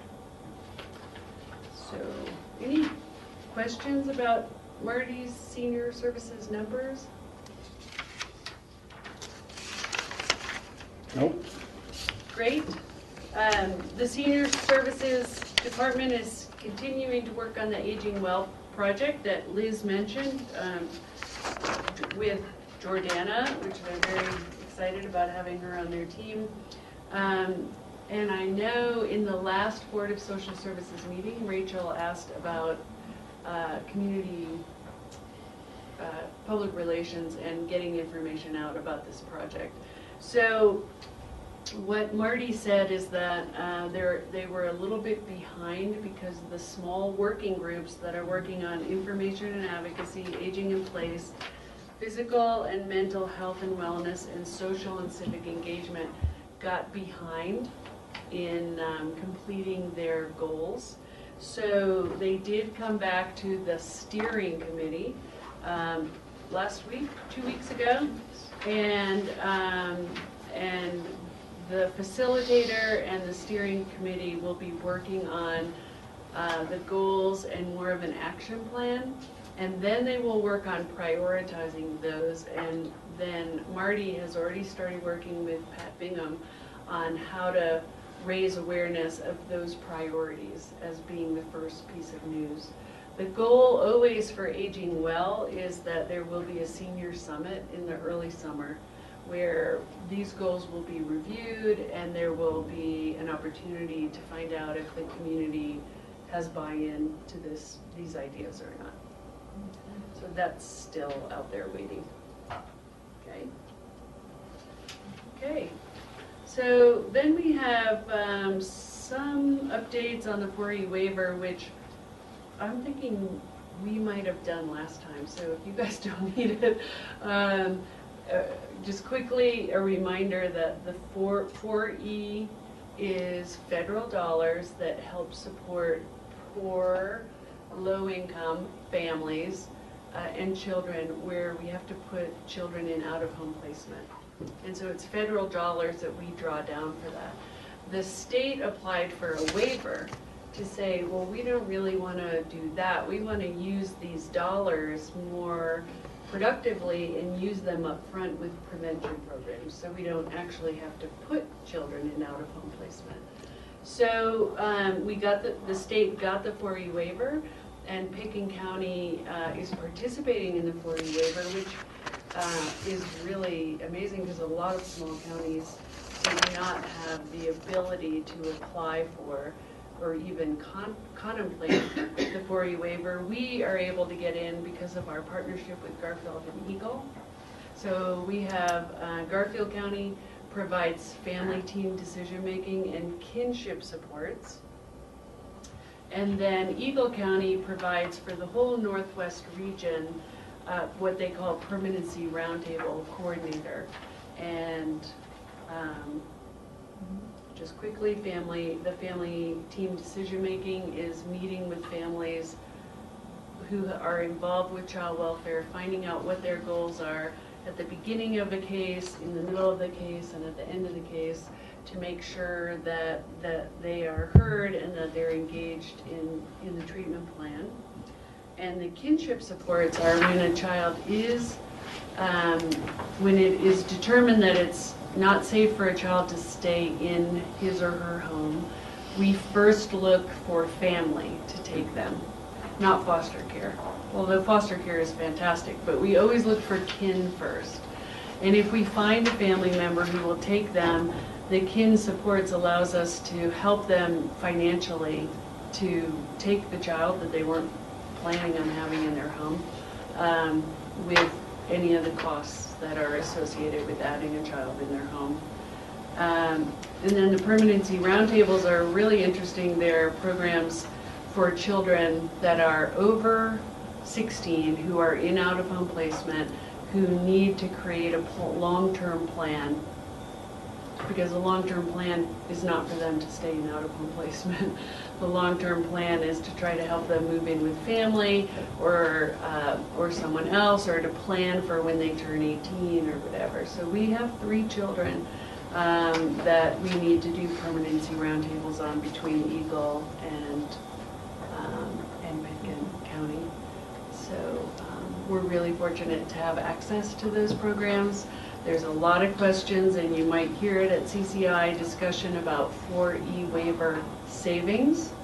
And there was a big discussion at the Child Welfare Allocation Committee meeting yesterday. I can't even pretend to explain to you what the formula is. I don't know if we will see savings, but if we did, it might be $1,000 based on our allocations. So what I'm really thrilled about for Pitkin is that we have access to the services, not so much about the incentives and savings. So, but if we get savings, I'll let you know. I'll try to understand the savings formula, which is hard. Just so you guys know, I will be presenting to the Child Welfare Allocation Committee on March 24th the special issues and concerns related to the smallest counties, the smallest allocation counties for child welfare. We've been working for a couple of years on trying to create a voice for the smallest counties, and how the allocation formula for child welfare doesn't work for us, because we have to have a certain staffing level to be open, and currently the allocation is based on a very small allocation with the promise of mitigation dollars for out-of-home placements and unforeseen costs. And small counties have gotten to the point now where they're saying pretty much, we need the money up front to staff the way we need to staff for 24-hour care and hotlines and all of these prevention programs and best practices. So just didn't want you to be surprised if you heard that I was presenting that. Yeah, we'll see what happens. I don't know. And I think that's, did you talk about veterans? No, that's Okay. next. All right, then we're done. So basically, I just wanted to update you all that we did have an open house on January 9th at the BOCC Library, and Steve and Michael were able to attend. And I think that was very successful. There were representatives there from the two veteran service officers for Garfield and Pick and Joe Carpenter and Pat Hammond from Eagle, and then folks from the VA Medical Center in Grand Junction, as well as the Veterans Home and Rifle. And we had a very large turnout of veterans and their families and folks that wanted to sign up for benefits that night, and also people that just wanted to hear what might be new, what might be going on. Pat Hammond from Eagle actually did an overview of the kinds of benefits that veterans were eligible for and brought all the forms. And people signed up that night. So we really feel like this kind of effort is a good thing for us to be engaged in, to try to gather folks around these issues. But the good news is there's a lot going on in the community here of nonprofit agencies that are forming, and a large contingency really of veterans who are designing programs for returning vets. And actually there's names that I think there's now Roaring Fork, it's called the Roaring Fork Veterans Collaborative is being proposed as a name. And there is a new agency, actually they're not new to the state. They're called Rocky Mountain Mental Health Services. They've been on the Front Range, but they have opened an office in Grand Junction and are devoting their services to veterans. And the good news is, this is all happening right now,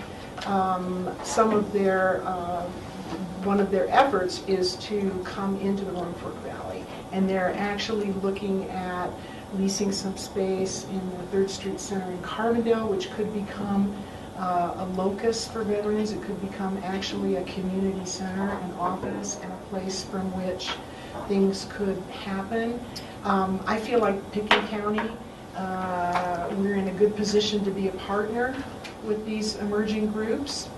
And we're at the table dialoguing about how we, what's the best role for us to play. Rocky Mountain is seeking, really doing a big outreach. There was just an email this morning where they are reaching out to foundations and other kinds of fraternal organizations and people that can support what they want to build. And they're asking all the right questions. They have all the right things, all the right goals. So I'm feeling very optimistic. I wrote in here that as a result of the January 9th, the committee, the collaborative, was thinking about another large event in the summer, but that's probably not going to take place. I think there needs to be more time for some of these efforts to gel, and probably we'll do another something in October. But Colonel Dick Merritt is at the center of a lot of these efforts, and he does have a very high-level event that will be happening in June in collaboration with the Aspen Institute. The Huts for Vets program, which is Paul Anderson's group, which is actually taking veterans up to the huts for backcountry experiences. This is really designed to help vets with post-traumatic stress disorder. It's a very successful program, and so they're partnering with something at the Aspen Institute. They're really going to be having a convocation that's more high level, more folks invited in from Veterans Administration, etc. But it's exciting to see what's going on. And finally, I feel like we're starting to get a better sense of how many veterans we do have, what kinds of services we do want to see. And on our level, my goal is to tighten up our veteran service officers' offerings. And so Joe Carpenter and I are meeting to kind of look at the scope of services and to really encourage that he might be up here a little bit more often and seeing veterans. But I think it's really exciting if there is a place that can be developed for veterans to go to. That'll be a springboard for a lot of things. So, any questions about that, or comments, or direction from you all, how you would like to see me interact with these efforts?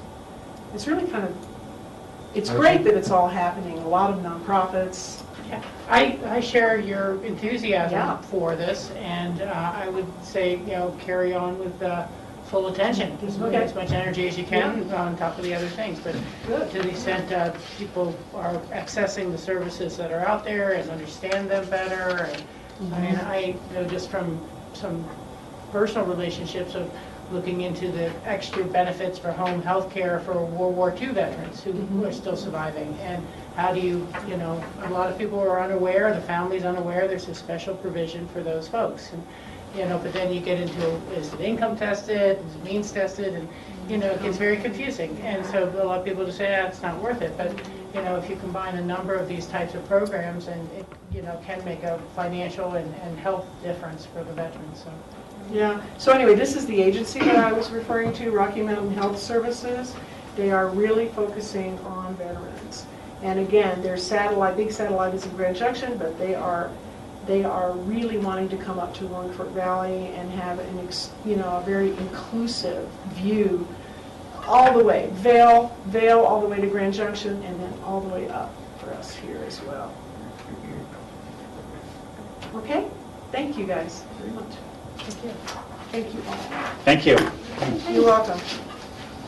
So I will accept a motion to adjourn our special meeting as Board of Social Services. So move. Second. All those in favor say aye. Aye. Aye. We are scheduled for a break, but we have one item left on our agenda today, which is just the Aspen prep meeting, which could probably go pretty quickly unless people want to take a quick break. I'd like to take 5 minutes. Okay, let's get get back at 3:10. So 8 minutes. Great. Or I guess 7 minutes now. That clicked over.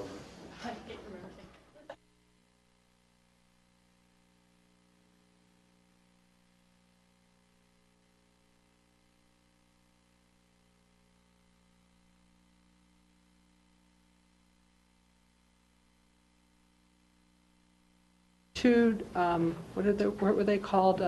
Dueling experts in the mold reports and what was happening in those units. Since the county has been participating in having some of our own evaluations and working on that, and so this is going to be a report on where those assessments have come back. The homeowners are being invited to attend that meeting. So that's a big piece of what will be that joint meeting. Just an FYI, I am having a coffee meeting with Steve Borowick and Steve Skadron on Monday before our meeting.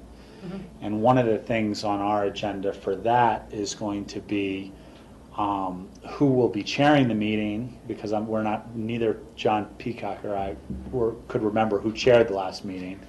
And part of that discussion will be a format for this part of the meeting, because I'm not so sure that it's going to be that it should be a huge public comment type thing at this point. There may be a forum for that down the road, but I'll be talking to Steve Skadron, the mayor, and Steve Borowick about that to some extent, to keep some order to that meeting in terms of how it's going to be agendaized. Very good. Michael? So that's what the city of Aspen wants, is a centennial meeting at our joint meeting? Right. It was a joint meeting back in 2010 where we had the beginning of this discussion. Right. And so staff were directed to come back when they had information. So that's... Staff who? Staff from the county and the city. We were going to come back with information? Mm-hmm. What information? On the assessments of what is believed needs to be remedied at the housing units regarding the water infiltration. I mean, I'm not happy about being at that meeting, quite frankly. I don't think we have much to do with it. but if we can offer some. So we're taking our expertise and evaluating the assessments of the experts and coming back with our opinion of what the validity of those assessments? My understanding is how it was explained to me is that there were dual reports as to, one person said it was going to cost this much to do the repairs, and the repairs were as a result of X. I don't remember exactly what it was. The other report said it's only going to cost this much, and the repairs are needed as a result of Y. And now apparently there is a meeting of the minds between the people that did those reports and other people, other staff members that have been involved. So there's a greater consensus as to what the damage is and why the damage is. And our role as a joint member of APSHA that has control over these units is the reason why we're participating and getting this new information. What we do with that information, I think, is a much bigger discussion and probably will not take place at this meeting because the discussion is going to come up again in terms of who's responsible for what financial outlay going forward.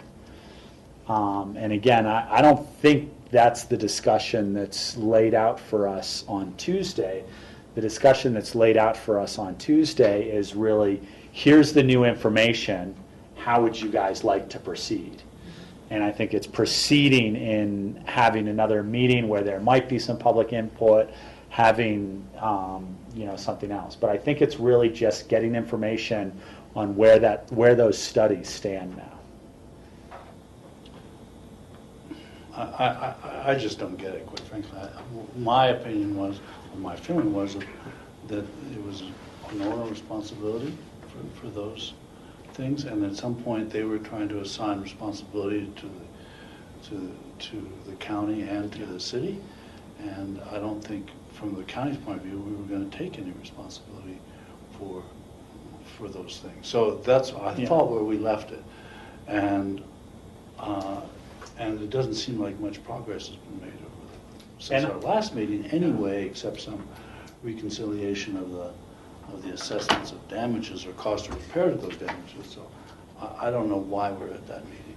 And I would agree that was the sentiment of our board at the time where we last had this discussion. But I would also probably put out there that no policy decision has been made on that. I mean, if we want to get together and make a policy decision and all, have a vote as a policy board that the county is not going to take any financial responsibility in anything having to do with Centennial, then we have to make that decision. But to my knowledge, that decision hasn't been made. We've had discussions about it, but we haven't had a policy vote on it. So until that policy vote happens, I think we have to remain in the discussion. Rachel? Yeah, I would agree with that assessment. And, I could be wrong, but I also was under the impression they were going to have some kind of hard cost numbers that came from the rebuilding of one of the buildings or part of the building up there. And so they gotten beyond the hypothetical to what they actually spent with the mold remediation. But second to that, I realize I take a different point of view than Michael does. I'm not so sure there's not a role we could play to be of some assistance in homeowners resolving this problem.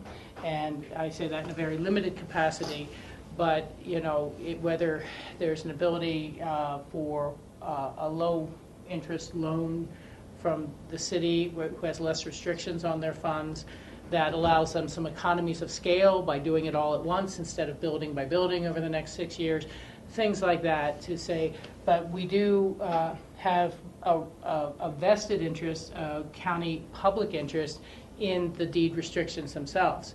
And that inventory of created affordable housing, needs to be maintained in some way to maintain that equity value we have of those deed restrictions. Centennial was a county project, and so while none of us were sitting on the board at that time, Centennial was built when it was in the county, and then it was later annexed into the city. And so there is a connection in my mind between the role that the county took in creating the public-private partnership for the construction of Centennial.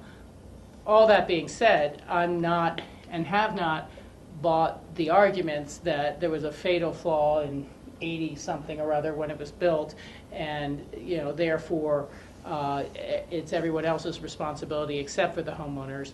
I do think that it is something the homeowners need to step up and accept that there's not a bailout coming, but in terms of how do you finance and how do you assist them with that problem going forward, I think it is valuable. I, as you know, will be in Washington, D.C. with the National Association of Counties Public Lands at that time, so I'm not going to be at that meeting, but I'm sure we're all at the table aware of the potential of precedent. And I live in Hunter Creek condominiums, and it was old Silver King condominium or rentals. It was built on the cheap as rentals, and I just don't think that there's this ability for folks to keep going back and saying, but this should have never been made into affordable housing with this window pattern because the windows are too expensive to replace now and they're leaking.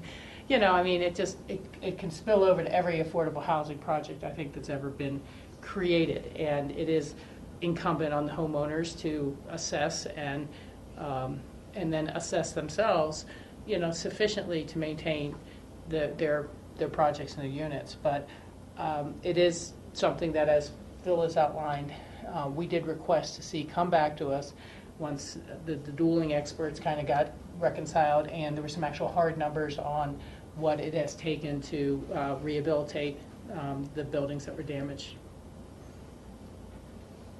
Steve? Phyllis, could we get a kind of a timeline of the whole history of Centennial and when it was built, when it was conveyed to the city, when all different things happened, when were some of the units taken over by the private developer who renovated them, and all that kind of pertinent information, just for background knowledge, so we will understand the discussion better. I saw the first draft of what the city's putting together on that information, and that is all contained in there. As well as there's the other side of Centennial, which is a free market rental piece that was managed differently but built at the same time and took a different course through the years of remediation of some of the issues that weren't done on the affordable housing units. So you're going to get there'll be a lot of information, as well as what's the makeup of the housing at Centennial and what's their assessments and what have they done over the years. You'll get a good background in your memo to prepare for that meeting. My recollection is my father was involved in that being the first public housing kind of a project, and they were really proud of it at the time. That building something from nothing, and so I think we can't totally neglect the residents there. They are constituents in the county, and if there is a problem, that somehow we can be involved in helping solve the problem or come up with the creative ideas for solving it, we should do that. Okay, well, I'll try to have a preemptive meeting with Steve on that, Steve and Steve. Anything else that should be on the agenda from our concerns, Rachel? Yeah, again, this is all given whether the schedule and time allows or there's anything significant enough for that type of update. But at the last CCI meeting, there was some discussion about the last round of wildfire grants, and applications are due either March 4th or March 6th. And I was kind of wondering if our wildfire coordinator was trying to take advantage of that. It's for larger homeowner association groups within the urban wildland interface, and I know the city had been doing mitigation work and removal of excess shrubs and things. So kind of wondering whether our two folks are coordinating well and whether anyone from within our region is applying for any of those grants. I think the numbers were that they awarded something like 38 grants out of 65 or 75 applications. It does require a 20% local match, but that this is the last year of those funds being available unless there's a renewal. It was originally about 8.3 million, and less than half of that was awarded the first go-round, but it might be of assistance. So, whether or not any of them are applying for those local assistance grants, or whether we're coordinating would be good. And then, just how are we going to coordinate going forward into the summer? This might be timely. Excellent idea, Rachel. One point about that is that the woody material that's taken out as part of the mitigation, there needs to be some put to some economic beneficial use. Yeah, either biomass or some use like that. Mulch, I don't know if mulch would count, but anyhow, So that sounds like an FYI memo to just public Yeah. announcement and get opinions on. Yeah, I think so. I mean, it's just something that John and Steve and Because I think you we guys tried can to talk divide about. these things up wisely by Michael's direction between discussion topics and FYI. Correct. And if anybody wants to make a comment on it, great. But Okay. just so we don't have a full agenda on those things. Sure. Anything else? That's about it for me. I think we'll see what the city has. Would any discussion on the bicycle tour thing be in order or not? I don't know that anything is new since our most recent update. Yeah. Yeah, when And we get do have closer, another meeting with them before that the happens. bike race, so I think there'll be a lot more information then. Yeah. Nothing I can really think of. The city will perhaps present a few of their own topics, so. Okay, Would you accept a motion to adjourn? I would. I will make it. All those in favor? I'll second that. There we go. Thank you. Very good. Thank you, Grassroots.